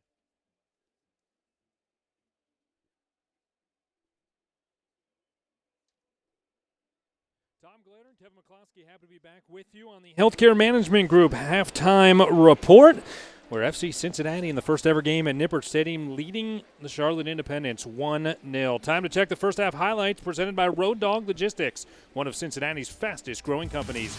Road Dog Logistics, working like a dog to move your freight. And Shauna Coley off the feed from Corbin Bone got it started early, Kevin. Yeah, we talked about starting early. Great interplay here between Bone and Coley. Coley does great to flick it up and a great finish. Fantastic skill, fantastic technique. The scissor kick from the striker got the fans going, and then FC Cincinnati had some other opportunities they came up a little bit short on. Yeah. No, definitely. They've changed up their play too. You know, they've looked to kind of combine. They've looked for some early service. They've looked for some switch play. Charlotte had one chance. Mitch Hildebrandt was there to gobble it up and ended up being fouled. So Charlotte's fired it in, but that one corner kick that got right there on the mouth of the goal, that was the best chance. And then, boy, we thought Shauna Coley was going to get his second of the night. Absolutely. This is where he's a threat too. You know, he plays great back to goal, but he's also a threat attacking that space in front. Well, the fans are having plenty of fun here at Nippert Stadium. About 12,000 were expected here tonight. Haven't seen the number yet. This is FC Cincinnati Soccer.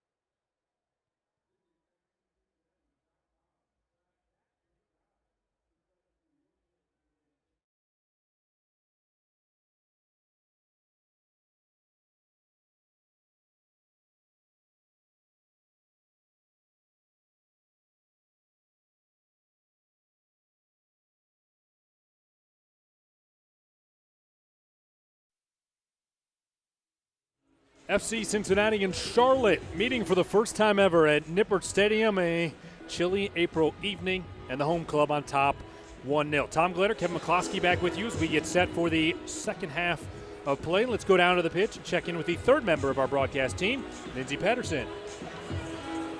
Guys, the players are in the locker room right now, but I had a chance to catch Jamie Starr. He's the assistant, and I talked a little bit about their message to the guys at the half, and he said, you got to stay focused. Kind of a little bit of what John Harkes told me before the halftime. He said, we got to keep them in front of us. We got to stay with them the whole game. We can't have that second half collapse. I think that's definitely a concern for them at the moment. All right, thanks, Linz. Good stuff from down on the pitch. And, you know, we talk about, Kevin, how FC Cincinnati is going to attack. Two of their forwards, Sean Okoli, 3 shots. Of course, he has the lone goal in this match. Andrew Wiedemann, 3 shots. They're getting opportunities. And how does this game work? When you're getting a lot of opportunities, sooner or later, you're probably going to find the net again. No, absolutely. And, you know, you talked about those 2 players responsible for the goal last weekend too. They've developed a good relationship. You know, they understand each other. It's vital between that, you know, that number 9 position, what we call center forward, and that number 7, which is a winger, to really find an understanding, which it seems like they have. They've either, you know, provided or supplied. So, well, FC Cincinnati out of the locker room and on the pitch. The halftime clock has actually run out. Charlotte has not returned. A little bit bizarre. The fans have certainly made it today. Up and down the sidelines, the seats are packed, and a good turnout for students as well. $5 tickets for students of any college in the area. So some students made it, but the fans have made it in a big way. They've been waiting for a franchise to come and really solidify themselves as a legitimate soccer franchise in the city of Cincinnati, and that's exactly what FC Cincinnati has done. Yeah, we talked about that earlier, obviously, with the youth clubs in town and the college programs in town too. This is huge for them, a big opportunity for them to bring, obviously, their players, and an opportunity to watch the game played at a high level. The match officials now making their way back on to the pitch. 2 of the Charlotte players have come down from the locker room. I'm telling you, the clock expired about 2 minutes ago. What are they playing for? Well, the Queen City Cup. I mentioned the challenge earlier, and there it is. The Cup is here in Cincinnati. Now, they'll play twice this year. So if one of these clubs wins both times, obviously they get the Cup. If they end up where they draw twice or one club wins each match, well, then they'll go to aggregate, and that's a very common term in soccer. Aggregate means how many goals did you score, who has more goals, and, hey, a late goal could end up determining where the Queen City Cup ends up. I don't know if the other team then has to relinquish the title of being the Queen City, though. Yeah, and then with aggregate too, they're going to look at home and away. So if goals are scored, obviously at home or away, if it ended up even, away goals would count double. So Charlotte has decided to join FC Cincinnati back out on the pitch.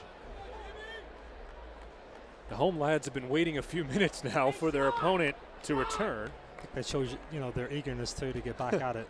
If this was basketball on the other side of the Richard E. Linder Center, I'm pretty sure it would have been a technical foul. Not how it works in soccer. Charlotte huddling up. FC Cincinnati will control to start the second half as Ross Tomaselli and Corbin Bone standing over it. On a cold night like tonight, FC Cincinnati got out there. They got a chance to run around. I'm sure they're anxious to get going and stay warm, keep the legs moving. They're ready. They're ready. And a night like tonight too, you know, it's kind of that mindset that you can run all night, you know, so I'm expecting them to come out full blast right from the start again. There were some folks joking on social media earlier today. It felt like an English Premier League game today.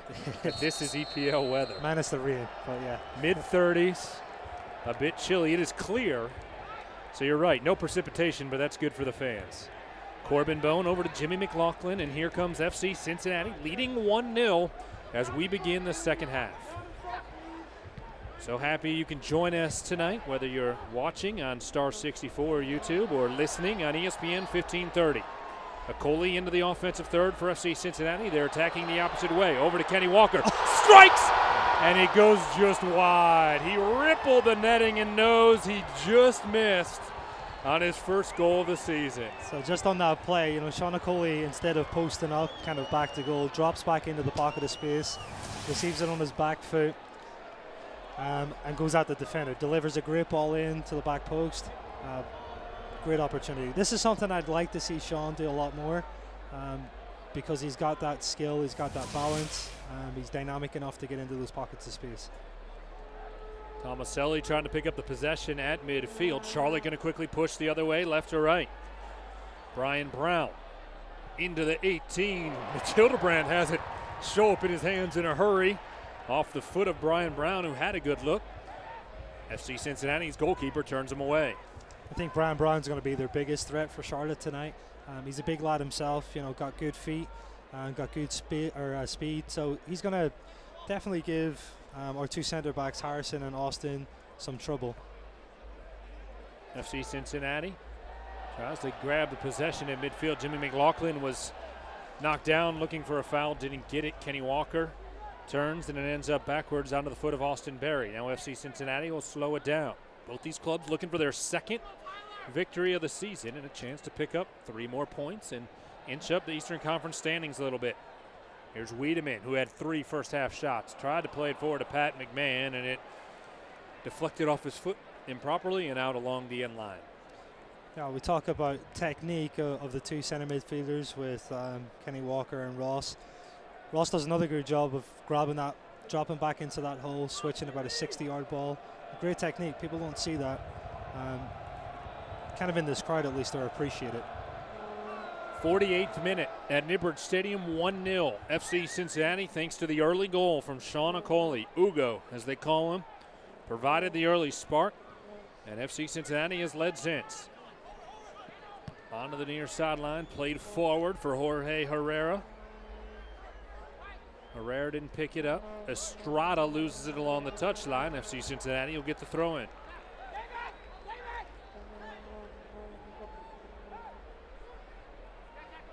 What has excited you the most, Kevin, about the way that FC Cincinnati pushes and the way they're always looking to attack and create more opportunities? It's just what you said, attack, you know. They're not sitting back. You know, it's not a boring kind of build-up game. They're looking to attack. As soon as they lose it, they're looking to press. They're getting numbers forward. Great interplay in between the lines too. You know, even their centre backs are starting a lot of possession, which is great to see. McLaughlin was making a run. Kalungi had other plans. Harrison Delbridge out at the midfield with a nifty bit of footwork to keep the possession. On to Corbin Bone. The men in orange and blue pushing into the offensive third. Brilliant ball. Onto the foot of Corbin Bone. No, check it, it's Pat McMahon, and then it goes out along the end line. A corner kick coming for FC Cincinnati. But boy, was that a nice cross to set things up. I think it was great movement too from Corbin Bone. He got into that hole. He kind of drove the defender away, leaving it open on the backside. Tyler Polak will go to the far side corner and use that left foot to swing it in. Delbridge, the big target. Austin Berry, don't forget about him. 2 big boys. Polak into the box. Off the head of Andrew Wiedemann, and he goes up over the goal. John Harks knows a missed opportunity there for FC Cincinnati, but they're going to get a second chance as we take another look. Actually, it was Jimmy McLaughlin. Then it went off the defender and up over the goal. The thing too with the set pieces from corner kicks, the delivery's been excellent. Polak again into the box, looking to go far post at Delbridge. Walker struck it. Polak the follow-up and shot it wide to the right of Cody Mizell. Good decision, good first time hit. Just obviously needed to wrap his hips around it a little bit to get it on target. So FC Cincinnati in the first 5 minutes of the second half creating opportunities, much like they did in the first few minutes of the first half. 51st minute now, still 1-0 in favor of FC Cincinnati. A rivalry game today with Charlotte. Turned chippy for a few minutes in the first half, and they'll have a rivalry match again next Saturday, April 16th. They will take on Louisville City, and there are some folks about 100 miles down the road who are fired up about that one. I would imagine that would be a chippy game too. Here's Wiedemann. Onto his left to Kenny Walker, who will slow it down in midfield, the Cleveland native. Looking to his left, Tyler Polak. Now back to Walker. Out across midfield. Walker across the pitch. Forward to Corbin Bone. Delbridge serves it forward for Shauna Coley, who is knocked down. No foul was called. Austin Berry intercepts it in midfield. Great read. Leaves it for Jimmy McLaughlin, who will go out wide and look for somebody to serve it into. McLaughlin just outside the box. Finds Austin Berry, and a beautiful header. The Cincinnati native is on the board. Well, we talked earlier about difference in delivery, right? Trying to beat a guy down the line. Jimmy McLaughlin does a great job cutting inside, plays an early ball. Again, great technique. The big lad Austin Berry stretches out. Perfect finish with his head. How about that? Austin Berry playing at home, finds the header and scores. This is the position. Jimmy McLaughlin wants to do this. He cuts inside, great delivery, and great technique by the big man. The highlights coming early in both halves from FC Cincinnati. Austin Berry. The biggest thing to look for, too, the timing of this header is perfect. And anytime you're going to head, it's all about timing. A brilliant strike. Playing back at home after playing in Korea professionally last year. Berry was part of the first group of signings announced in December as a corner kick coming up for Charlotte. And out the other end, Kevin, the Independents have to start pushing. They're trailing by 2. They're going to have to change it up. Maybe their style of play, maybe a little bit more direct. Even with the formation, they might have to go and add a third player up top. They're going to have to change for sure. Jorge Herrera swung it in. And Ross Tomaselli tried to get it away. Herrera into the box. It's bouncing around, and there it is. Charlotte is on the board. David Estrada got his foot on it. And if you wanted an answer from the Independents, they didn't waste any time.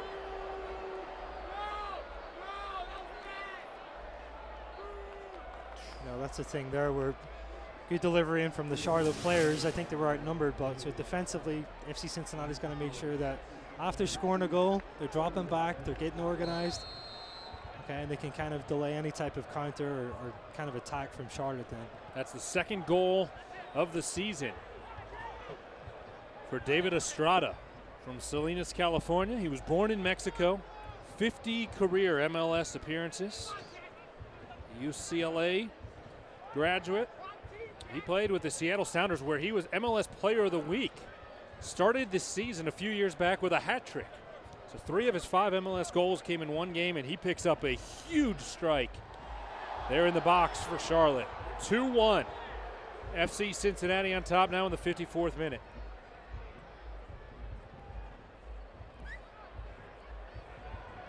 Out into the offensive third, and Mitch Hildebrandt is ticking down. Was that Estrada? They got tied up with it. It is. John Harks is not happy.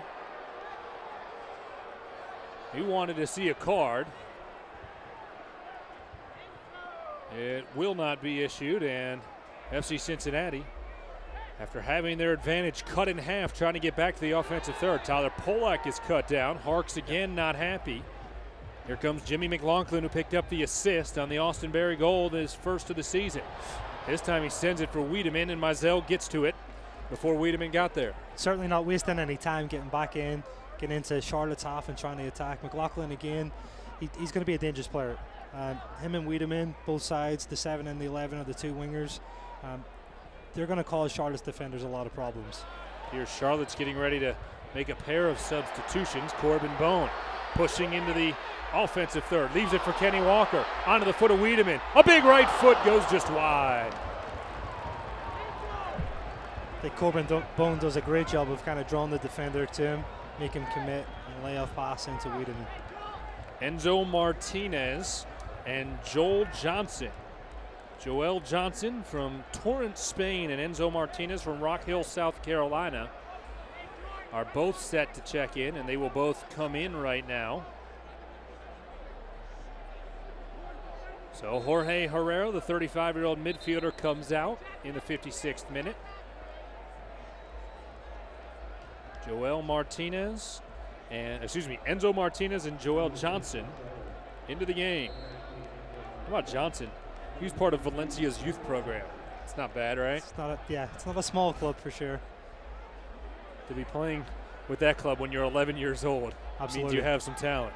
And maybe he's the spark that Mike Jeffries needs as we head to the final 30 minutes at Nippert Stadium. FC Cincinnati on top, 2-1. Sean Coley going to pick it up in midfield. Turning it forward for Jimmy McLaughlin, who's going to make a run between a pair of defenders. McLaughlin just outside the box to Corbin Bone. Bone with a right-footed cross. Wiedemann over to Coley. Left-footed shot is knocked out of bounds by Johnson. And a corner kick coming up for FC Cincinnati as a flurry of action down in front of the goal. The biggest thing, the impressive thing about Corbin Bone, Tony, he doesn't panic. He gets into these positions, he takes his time, he picks out the attacker in the back post, and great delivery again. Kenny Walker had come over to take the corner. Now Corbin Bone will do a short corner to Walker and then look to pick it back up. Backwards for McMahon. FC Cincinnati is going to be patient here. Walker into the box. Wiedemann tried to poke it away. Cody Mizell came over to scoop it up. Yeah, biggest thing there, as soon as it goes back wide from a set piece, they've got to get it back into the box. They can't play around with it too much. Obviously, they'd be susceptible then to the counter-attack from Charlotte. Charlotte with some fresh legs out there in Martinez and Johnson, the first two subs of the match. FC Cincinnati and John Harks have yet to go to their bench. Again, if you're just joining us, 5 subs available. 2 more than the international standard. Austin Berry has it go off the side of his foot and out of bounds. I think we might see something probably about the 65th minute, especially the way FC Cincinnati are playing. Their top 3 are having to kind of go up and back quickly. A lot of movement into the attack. And I would think sometime pretty soon they're going to get a little bit tired and look for fresh legs to come in, either in the wing position or even maybe at the 9.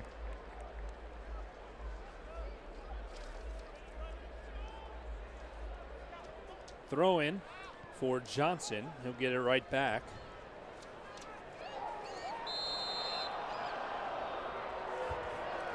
And now the fans a little bit restless as a foul is called on FC Cincinnati and a fairly dangerous free kick coming up for Charlotte. Nike is a proud partner of the USL. Follow at Nike Soccer on Twitter for all the latest Nike Soccer information.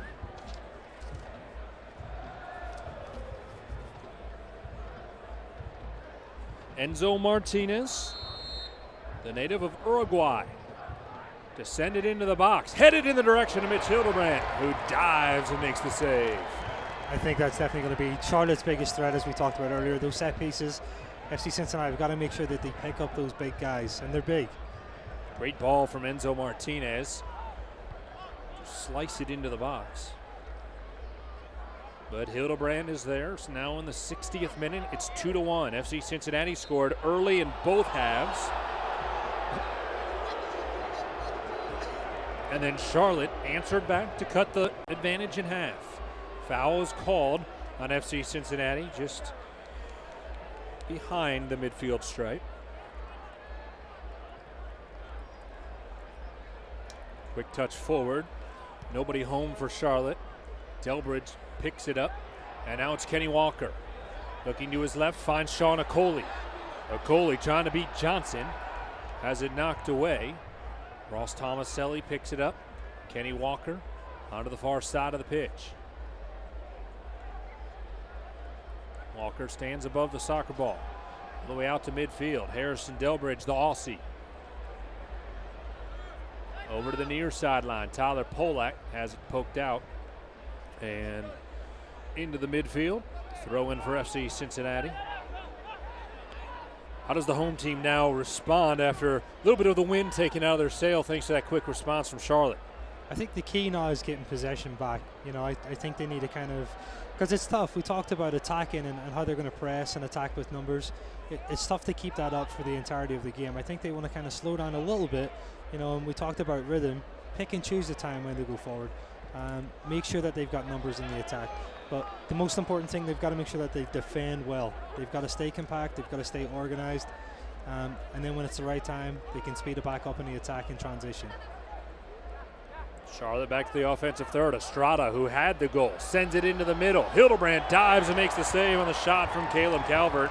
And I'll tell you what, Kevin, since that goal, it's really felt like Charlotte, as we get another look, has taken control. Yeah, absolutely. I think the energy levels of Charlotte, obviously they're getting momentum, they're coming back, they're feeding off of that, and they're pushing FC Cincinnati. I wouldn't be surprised if we don't see a change here in the next couple of minutes. Estrada taps it forward. Enzo Martinez lost it. Corbin Bone is cut down. Ball was played forward for Jimmy McLaughlin. They'll This call is what the he wants. advantage. He wants to be in a 1v1 position like this. Ooh, McLaughlin shoots it towards the goal. Wiedemann was trailing, and it ends up into the hands of Cody Mizell. Yeah. Just noticing too, Jimmy wants to get into those positions. He's great 1v1. The biggest thing is now you're going to notice this. As soon as he looks up to play a ball into the box, we're not getting 6-7 players that we were in the first half. So his options are going to be a little bit more limited. David Estrada with a pretty ball forward. And a foul is going to be called on Harrison Delbridge. It was called by the linesman. They've got to get set up here early. He got tied up with Brian Brown. What'd you see here, Kevin? I don't think he needs to tackle.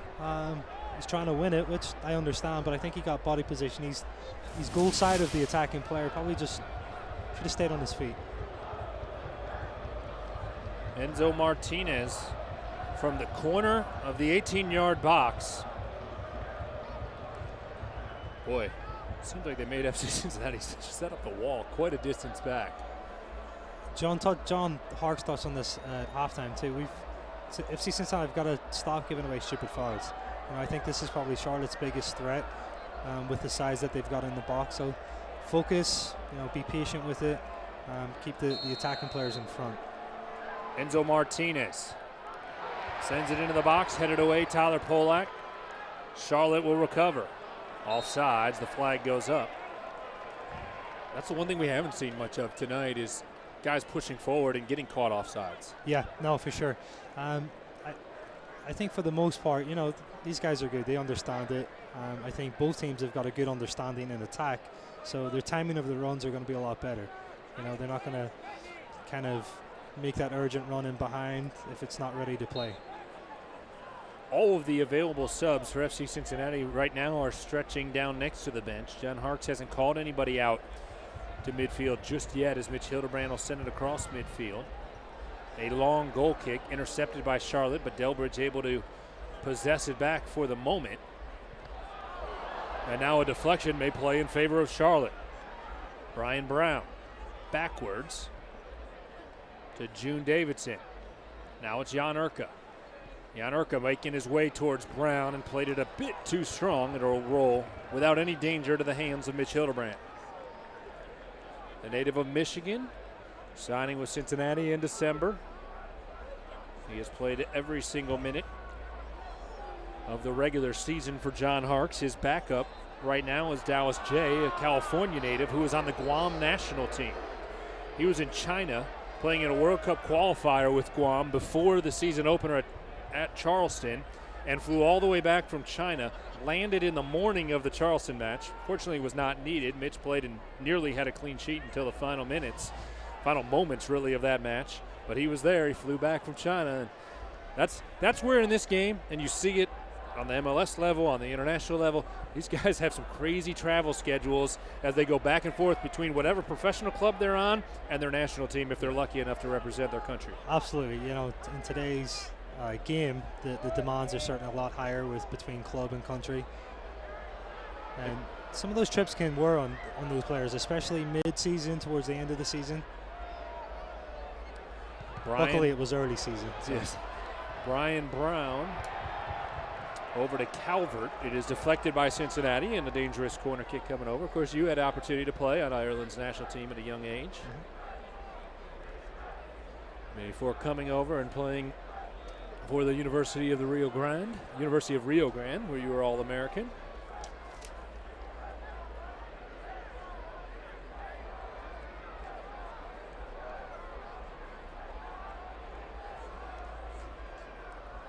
Here comes the corner in the 66th minute for Charlotte. They're trailing by 1. They try to play it short. Tyler Polak there to send it all the way out to midfield. Cody Mizell will run up Furthest we've seen him out of the goal to pick it up for Charlotte, but he plays it to FC Cincinnati. FC Cincinnati, they need to get it back onto the ground and start controlling. Back into their passing game, which they're good at. You know, they've got a lot of quality in their team, and they need to play to their strengths. You know, Haven't really seen that offensive strength since the goal from Austin Berry. Into the midfield, Brown gets it, trying to make a run, and Hildebrand will dive up and scoop up the loose ball.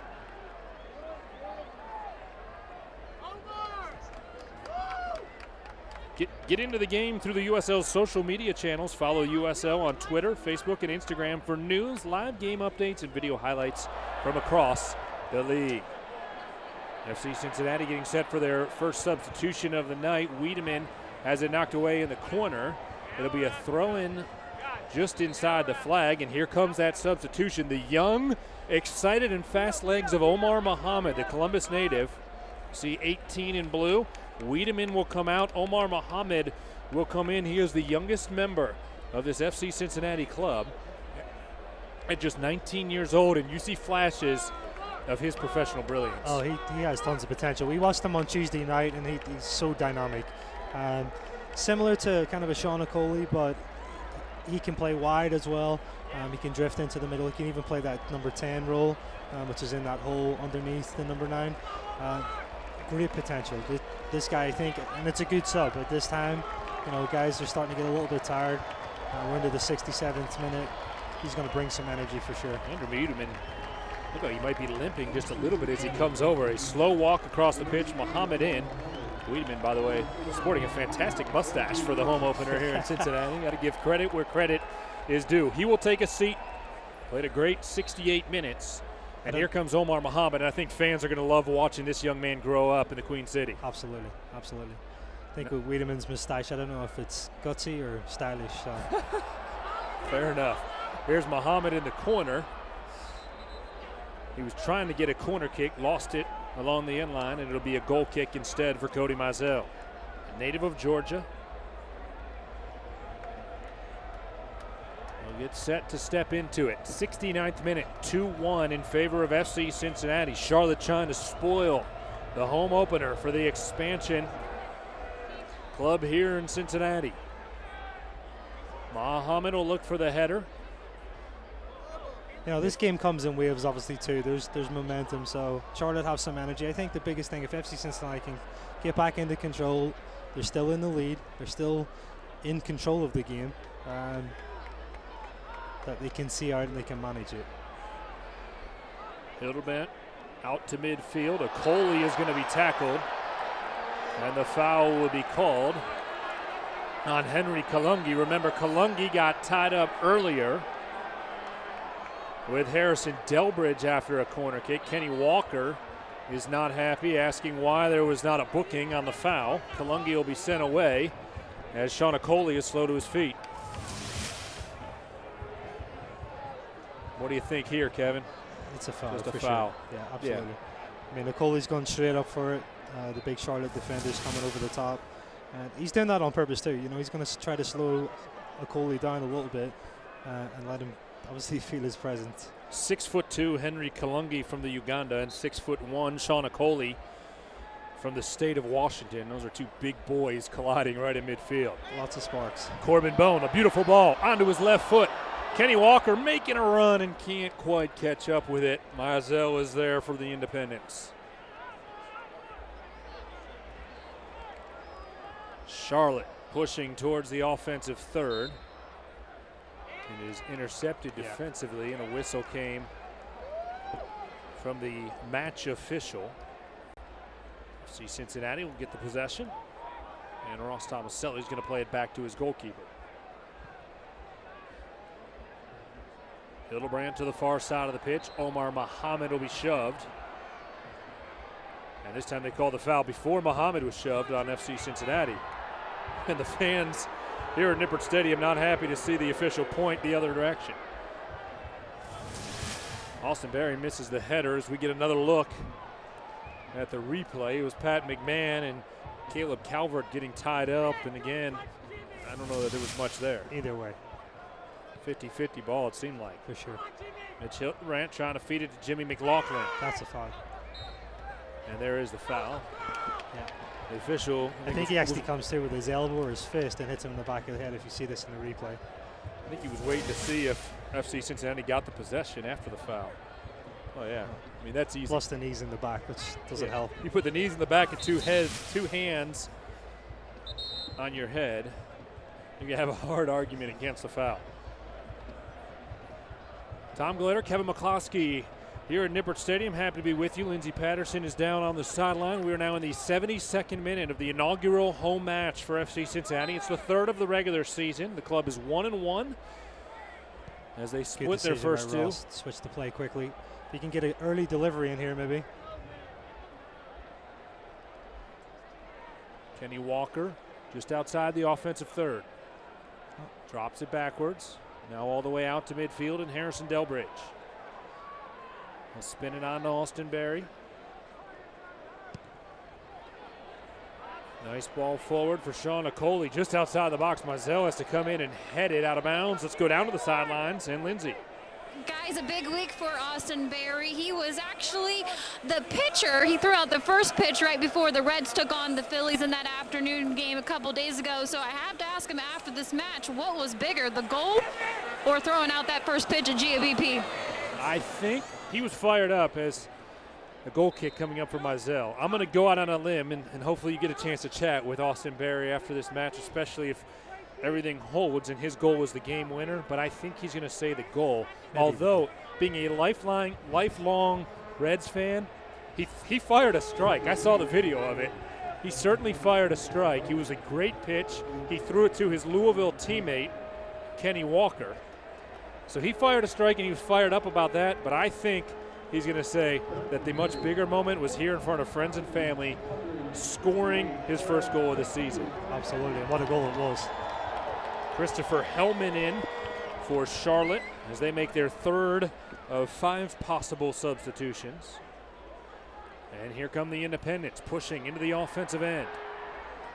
Brian Brown, who's had a lot of good touches, going to turn around and play it backwards. We have not yet seen from the Independents Emmanuel Apaya, the University of Cincinnati product. You'd have to imagine he would be very excited if he got out there. Still about 17 minutes to go, so we may see him. He played in the season opener for Charlotte, a loss. Did not play last weekend against Harrisburg City. He is on loan from the Colorado Rapids. He was a first-round draft pick of the Rapids.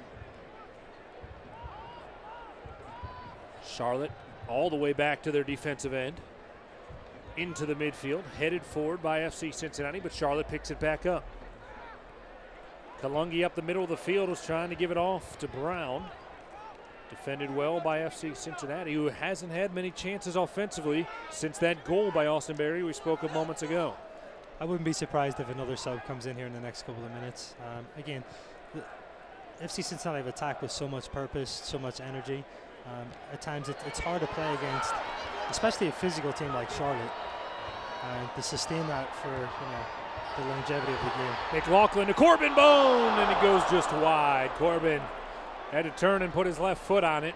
A tough angle. Nobody was there to deflect it into the goal. But another good run by FC Cincinnati. Again, Jimmy, does a great job. Commits the defender, plays a good ball in. McLaughlin had the assist on the Austin Berry goal. He had a goal in an exhibition friendly a few weeks ago at Xavier on a very pretty strike. And we talk about the forwards, the guys who are really going to push the offense for FC Cincinnati. Is Estrada into the offensive third. He put it into the box, nobody there. Mitch Hildebrand's going to pick it up. But when you talk about Jimmy McLaughlin, Andrew Wiedemann, and Sean Okoli, who had the first goal for FC Cincinnati, we're not even talking about Omar Cummings yet because he's not available today. He has a little bit of an injury. They're working him back. They want him to be fully ready when he does come back. Omar Cummings, folks, who played here at the University of Cincinnati and then played for the Colorado Rapids, has 42 career MLS goals. Yeah, no, obviously a veteran. He's played at a high level, national level, played in the MLS. He's going to bring a lot of experience and a lot of goals. And then you've got Luke Spencer as well, which is another player that they can change the game, which is a hometown guy. So it's very exciting. A lot of firepower. Ball played for Shauna Coley, cleared into the Bailey by Bilal Duckett. The Bailey is packed. Great job by the supporters groups turning out tonight. This is fantastic. To cheer on the lads. We haven't seen an official attendance number, but we expect it to be somewhere north of 14,658. I think Kevin's reaction, that's impressive, tells you the whole story. 14,658 here at Nippert That's Stadium. not going to be for tonight either. I think that's going to stay. Folks, if you're watching at home, if you're listening, it's supposed to be 60 next Saturday when FC Cincinnati takes out Louisville City. Kenny Walker chipping it in the box after the corner kick went astray. Charlotte going to try to regain the possession, but it's supposed to be 60, so the weather's going to be even better. Jimmy McLaughlin. McLaughlin with a great touch just outside the box. Nearly a handball. McLaughlin into the box. Defended by Jan Urka. And then sent towards the FC Cincinnati bench and picked up along the touchline. Out across midfield. Long run coming for Hellman. Fresh legs for Charlotte. The Independents looking for an equalizer. Great timing.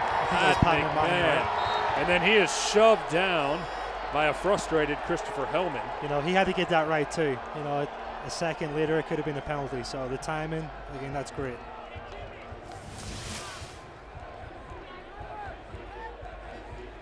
Now that's the foul as Pat McMahon is knocked down, and the linesman put the flag up to signal the foul. But you're right, the defensive play there, he either commits a foul and it's a penalty. Mm-hmm. If he whiffs on it completely, then it's a wide open one-on-none against the goalkeeper. Yeah, defending, it's all about timing, you know, and obviously trying to stay on your feet as long as possible. He got it right, perfect. 78th minute now at Nippert Stadium. First time professional soccer has ever been played in this historic facility. I think one thing here with Jimmy McLaughlin, you know, he's getting a lot of balls to feet. I think if Tyler Pollock can get into the attack and overlap a little bit more, it's going to help. You know, he's in a position where it's 1 versus 1 or 1 versus 2. If Tyler can get forward and provide that overlap, then FC Cincinnati are going to produce a lot more chances. Keep up to date with the USL all season long by visiting the new USLsoccer.com for everything you need to know about the USL. FC Cincinnati on top, 2-1. 79th minute, Corbin Bone on the free kick.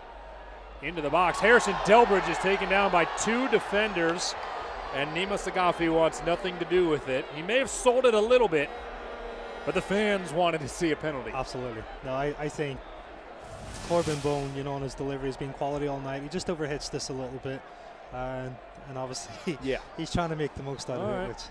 So you can't fault him for. No. Harrison Delbridge trying to get the penalty called, did not work out, and the right call was made by Nima Sagafi. So about 11 minutes left. Remember, there will be stoppage time. Estrada working just outside the box. Taps it forward, Johnson. Johnson on the near sideline. Fires it into the box. It's deflected. Jimmy McLaughlin picks it up. Corbin Bone. Over to McLaughlin. It is lost. Charlotte turns it the other way. Enzo Martinez. Martinez, one of the 3 substitutions for Charlotte so far. Martinez put it between the legs of Austin Berry, which would have been great if he had a teammate there. Instead, it went out along the end line, and a goal kick will come up for Mitch Hildebrandt, the 27-year-old goalkeeper for FC Cincinnati.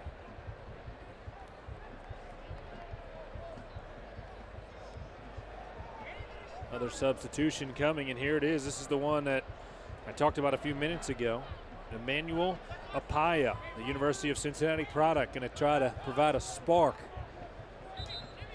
for Charlotte in the final 10 minutes. Apaya played not here at Nippert Stadium. They don't play college soccer on a regular basis here. They may have an opportunity to play some matches moving forward. The UC women's soccer had a spring match here last weekend. Apaya played across the way at Gettler Stadium for head coach Hilton Days, and he is in the match, returning to the campus where he attended college. Dangerous player too. You know, he's got a lot of skill. He's going to come in here obviously with some extra energy and try to prove a point. Had 7 career goals for the University of Cincinnati. Apaya comes in the 81st minute. 2-1 FC Cincinnati, looking to improve to 2-1 on the season. Both of these clubs, by the way, last weekend won by the final tally of 2-1. Dangerous ball to Estrada inside the box. Polak there defensively. Estrada gets around him. Was looking to send it across the middle. Goes off Ross Tomaselli. And here comes a corner and an opportunity for the Road Warriors, the Charlotte Independents. On the road for the first time this season.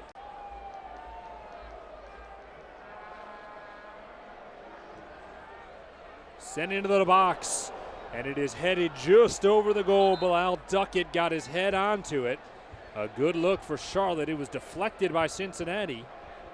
So another corner, and again it'll be Christopher Hellman, the Columbus, Ohio native. It's going to be another to dangerous put his left foot onto here.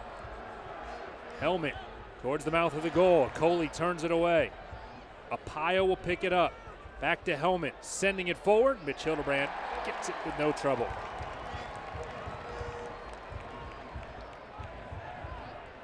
You know, both Harrison Delbridge and Austin Berry, great defenders, and they've done very well defending. But anytime that Charlotte have a set piece where they've got that size and mismatch, they're going to try to use it. It's gonna be Omar difficult for the Muhammad two is center backs. tripped, and there is the first booking of the match. Jan Urza in the 83rd minute will pick up a yellow card. What do you see here, Kevin? Oof. Pretty simple, goes right for his foot. Absolutely, yeah. Trips him up. Comes in, studs up, catches him late. And again, No hesitation. referee's in a great position. That's certainly what he is paid for, to be right there. He saw it. Kenny Walker was there to remind him it was going to be a yellow card either way. Always helps with the illustrations. Kenny Walker certainly a leader for this team. It's been Austin Berry wearing the captain's band, but Walker will be a leader. Corbin Bone will be a leader. There are guys with a ton of experience for FC Cincinnati. What a brilliant ball to Jimmy McLaughlin. Then it's Omar Muhammad getting his first shot, but Cody Mizell is there. Is that Austin Berry who turned on it to put it onto the foot of Jimmy McLaughlin? 84th minute, 2-1 FC Cincinnati. Apaya gets it around Muhammad, but McMahon picks it up on the right side from his fullback position. Shot it forward. It went out of bounds. Charlotte will get a throw in right at midfield. Went out of bounds on the touchline. Great pressure from Kenny Walker coming from about 20 yards to force the Charlotte player away. Jimmy McLaughlin not looking tired as he was making his run, then had it taken away. That's the position where I really think Jimmy needs to get more support. Caleb Calvert pushing forward for Charlotte, looking for the equalizer. Here's Estrada into the box, trying to go back to Calvert. Deflected, Polak out to midfield. Very important clearance too. Charlotte had numbers up there and they were pressing. McLaughlin across midfield. Coley couldn't get to it. Charlotte played it forward. Throw in coming for FC Cincinnati. Coley's not looking any signs of being tired. He hasn't stopped all game. 85th minute. As Polak will take a little bit of time waiting to throw it in. And now the match official will ask him to hurry up and get it back into play, so he will oblige. It's headed right back out of bounds by Jan Urza, the native of the Ivory Coast. Played for the French national team when he was 15 through 18 years old. This is definitely a display of managing of the game. Just taking your time, there's no rush. That was your third key today, was manage the game. I think FC Cincinnati has done that for the most part. Maybe a quick lapse when Charlotte got the equalizer. Yeah. There's no need to be taking quick throw-ins. They're not going to get anything from it. Paya forward. Austin Berry knocks it out. Enzo Martinez, no delay on the throw-in from Charlotte as they're feeling the urgency. Here's Estrada. He has the one goal for Charlotte. He put it right onto the foot of Caleb Calvert, but it was broken up by Austin Berry.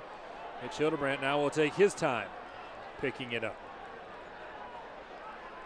I think you might notice a difference in shape here, probably these last 5 minutes. Especially as soon as they've lost the ball. I don't think FC Cincinnati are going to press as much. Probably going to drop back into their own half and get set defensively. John Harkes has just gone to his bench once. He brought in Omar Muhammad for Andrew Wiedemann. Pat McMahon tripped up across midfield. A late whistle, but the foul is called. FC Cincinnati will regain possession. And now Musagafi not happy with a few of the words being exchanged following the foul coming from Charlotte. So he will have a conversation with Brian Brown down on the pitch. Ross Tomaselli will go out wide to Pat McMahon. 87th minute. Have not yet seen the indication as to how many minutes of stoppage time we'll have. Corbin Bone tried to send it in front. Nobody home. Right into the hands of Mizell, who quickly gets rid of it. No time to waste for Charlotte. They trail by a goal, playing on the road for the first time this season. Polak intercepts the pass intended for Estrada. Now Johnson. Into the middle, Apaya. Forward for Enzo Martinez, right at the top of the 18. He fell down. And FC Cincinnati trying to regain the possession in the midfield. Omar Muhammad can't get to it. But Shonakoli pokes it away. Now Muhammad a chance to use some of his speed. Here we go. Muhammad into the box. Well defended by Charlotte. Great defense. Jack Metcalf was there to break it up. Actually, check it was Patrick Slogic. Out along the touchline, throw in for Charlotte. 88th minute. 2-1 FC Cincinnati. First home match in club history. 14,000 plus here to cheer them on. Hoping to go home with a victory. Cross into the box. Here it comes, onto the foot. Shot is high. And a goal kick for Hildebrandt on a very dangerous ball served to the far side to Christopher Hellman. Yeah, two players kind of got caught up going for one. Drops to the Charlotte forward. Ooh. Lucky for FC Cincinnati. Bad technique this time. Could have been the equalizer. But the shot goes goes high from Hellman. Hildebrandt out across midfield. Off the chest of Akoli. One more sub coming for FC Cincinnati. Paul Nicholson is at midfield. Appears to be one more for Charlotte too. Alec Bartlett will be the first on. The fourth substitution for Mike Jeffries. Interesting, Mike Jeffries, 1983 Hermann Trophy winner. John Harkes for FC Cincinnati, 1987 Hermann Trophy winner. So a battle of two very talented soccer players. Jeffries had a short run with the United States men's national team. John Harkes had a very long run with the United States men's national team. So yeah, they're going to change the shape a little bit. Corbin Bone, who's kind of their attacking centre midfielder, is going to be coming off. Paul Nicholson is more of a defensive centre midfielder. So they're probably going to drop in, play with two screens, meaning two defensive centre midfielders in front of the back four, and probably leaving Kenny Walker to kind of roam and press. Nicholson, a product of the University of Rio Grande, where he was an All-American, much like my broadcast partner, Kevin McCloskey. 89th minute. Muhammad and Akoli trying to collect for FC Cincinnati. Mizell gets his foot on it. Out to midfield, headed forward by Pat McMahon. And now played into the midfield. Kenny Walker. Omar Muhammad out to midfield. Pat McMahon. 90th minute. Waiting for an indication as to how much stoppage time will be tacked on. 2 minutes were added in the first half.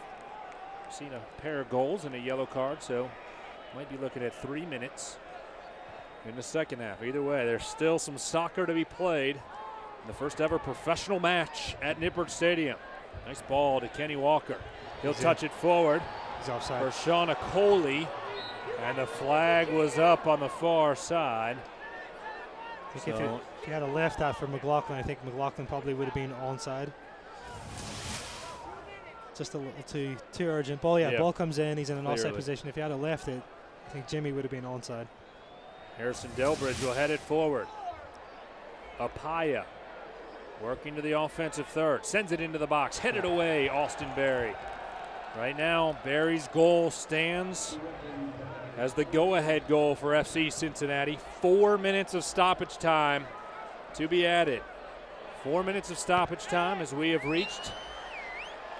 Just for the back four here, it's not going to be pretty. You know, it's a lot of grit and determination, but they've got to clear. They've got to clear high. They've got to clear wide to not allow Charlotte to get any second, balls or knockdowns.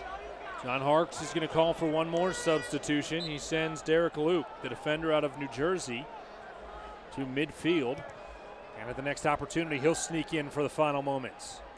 Yeah, it's smart. I mean, making another sub, it's going to take a little bit more time off the clock, and hopefully give them a position to, see out this game.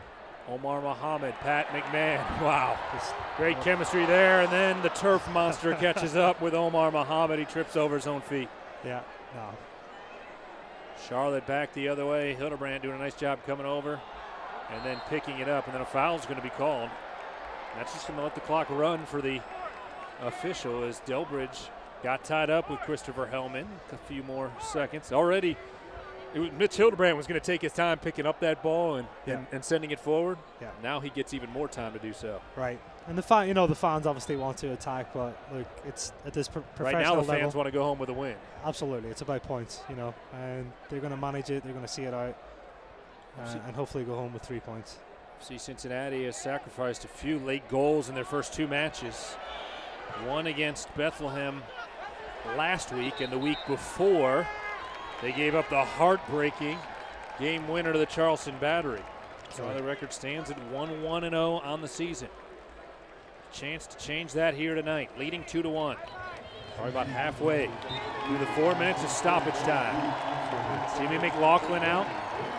Derek Luke in. That's a defender replacing a forward, and you know where the mindset of John Harkes is right now. Absolutely. He's going to play in his wing position, but he's probably going to come back and support Tyler Pollock a little bit, kind of screen him. Here comes a booking. Bilal Duckett had a few words for Nima Sagafi after the foul was called. Sean Coley was taken down. He's slow to his feet. Bilal Duckett showed up, the official, and barked a few words, and there was no hesitation on the yellow card. I think off of this free kick, they're going to want to support this, maybe play it into the corner. They're not going to try to play live. If they can get it into maybe Sean Coley. How about that? Just let it. Do you hear that right there? 14,000 chanting FCC here at Nippert Stadium. If that's not special, I don't know what is. Stoppage time here at Nippert. And Charlotte played it forward too fast before Nima Sagafi had signaled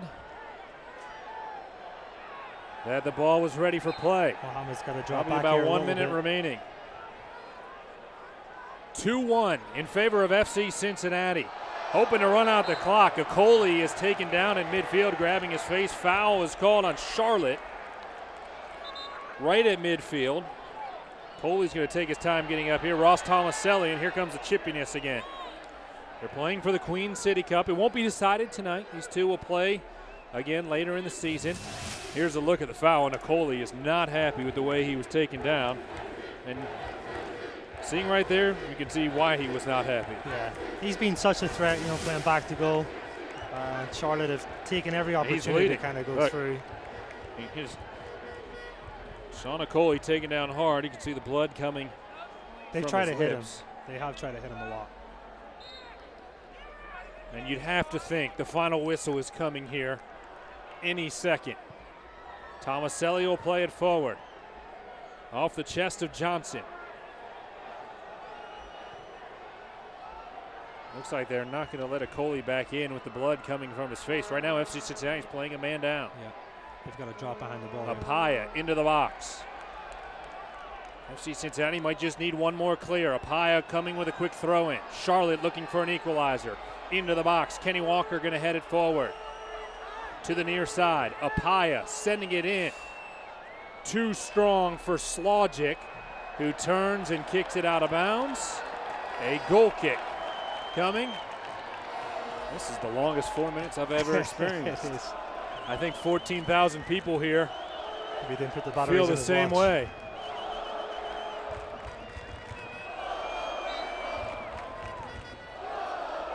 Going to make him play it. The fans here at Nippert have had a blast tonight. Now they need a whistle to end it. And Mitch Hildebrandt's going to get booked for delay of game. Wow, that's not going to get much joy from the fans. Hildebrandt was getting ready to strike it, so he just got booked. 2 bookings here in stoppage time. But you'd have to imagine the whistle is coming as soon as he puts his foot into it. Headed towards the FC Cincinnati bench, and that is it. The Expansion Club has won in their first ever home match And they do it with the hometown hero, Austin Berry, number 22 in blue, with a brilliant header, improves his club to 2-1-0 on the year, and the result that 14,000 plus we're looking for. Massive result. You know, 2 great strikes from Austin Berry, obviously with his head, and then a goalie in the first half. And great way to manage it. They played well, they played through it, they played some great attractive soccer, and great to go home with 3 points.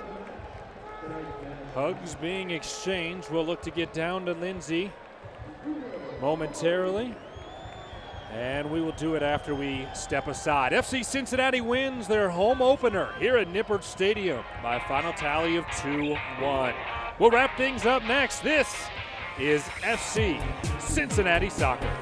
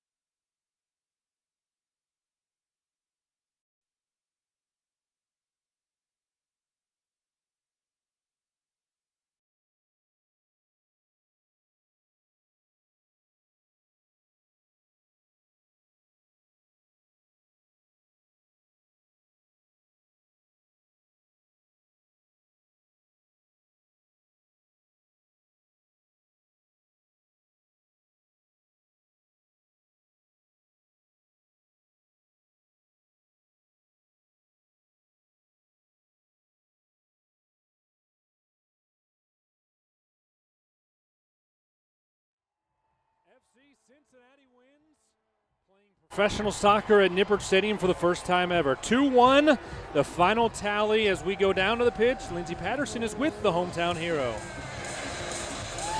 Guys, down here with the hometown favorite, Austin Berry. It was a big week for you. You throw out the first pitch before the Reds and Phillies game.